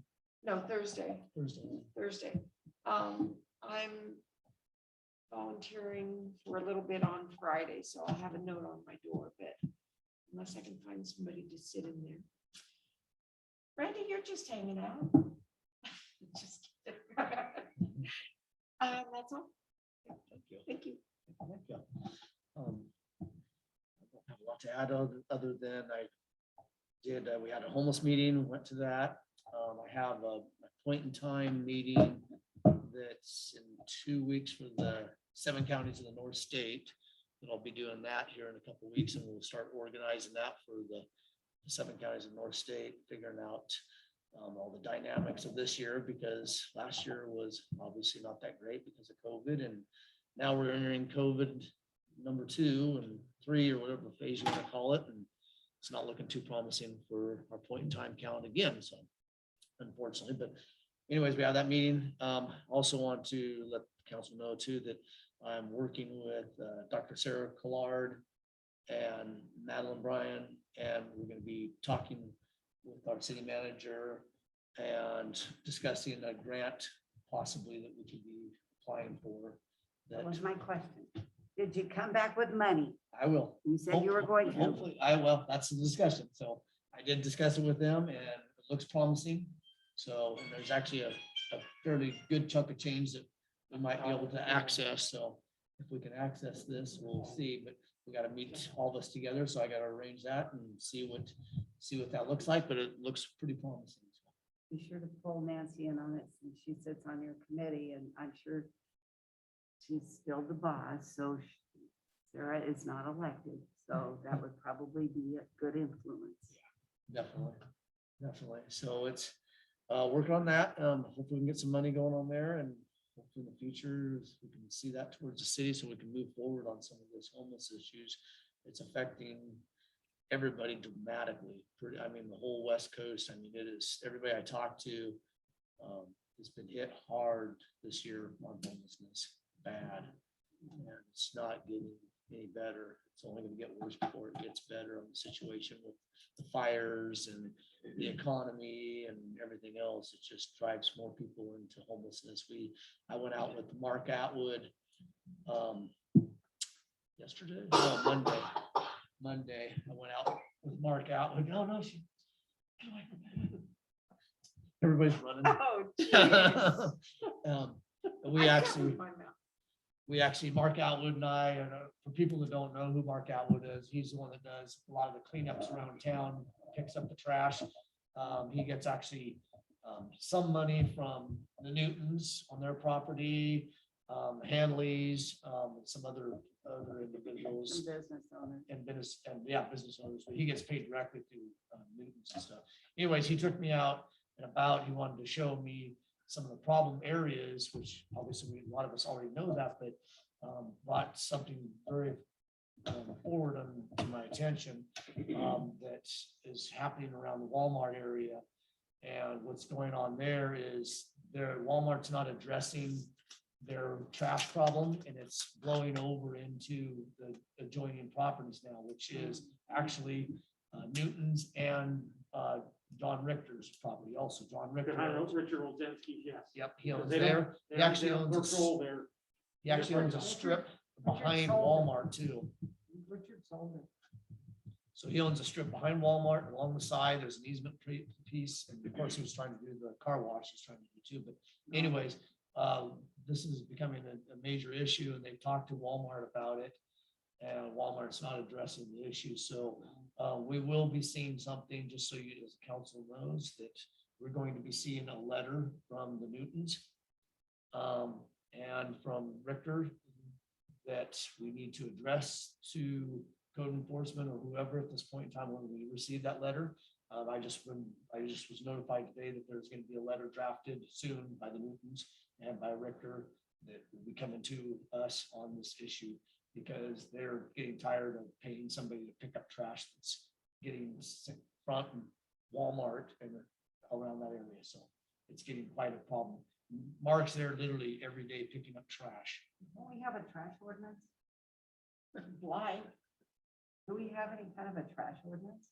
I mean, because I don't think people are allowed to let their trash flow down the street. Why would we allow Walmart to let their trash? Well, that's the other thing too that's going on is they have their stormwater drains. And he showed me where it enters the creek, where it comes from Walmart. There's literally, he's dug trash out of the stormwater where it goes into our creek, Yreka Creek there from Walmart and stuff. So it's quite an issue. I knew it was quite a problem, but I didn't realize it was that bad. And he showed me all around all that stuff. So just like I said, so council knows that we'll be seeing some a letter coming from them very soon, because they're fed up with it. So we'll have to address that issue, and I'm sure it'll be a fun one to address. So may I ask why they're not dealing with Walmart? They did. They spoke with Walmart. Walmart's not doing it. That's why that's why we're going to be getting a letter, because they want something done. We I'm probably just need to talk surprised they about wouldn't this. work. Exactly. Wouldn't work But with not- the Exactly. person Not who's here, infringing probably. No, on we it. don't need, Yeah, we yeah. probably don't need to talk, I mean, I was just saying that there's a letter, that's all. I don't want to go into any legal Gotcha. things right now. I just wanted to make everybody aware that this is an issue that's gonna be having to address in the future, so. That's all we'll take with that. With that, we will adjourn the meeting. We're done. Hallelujah.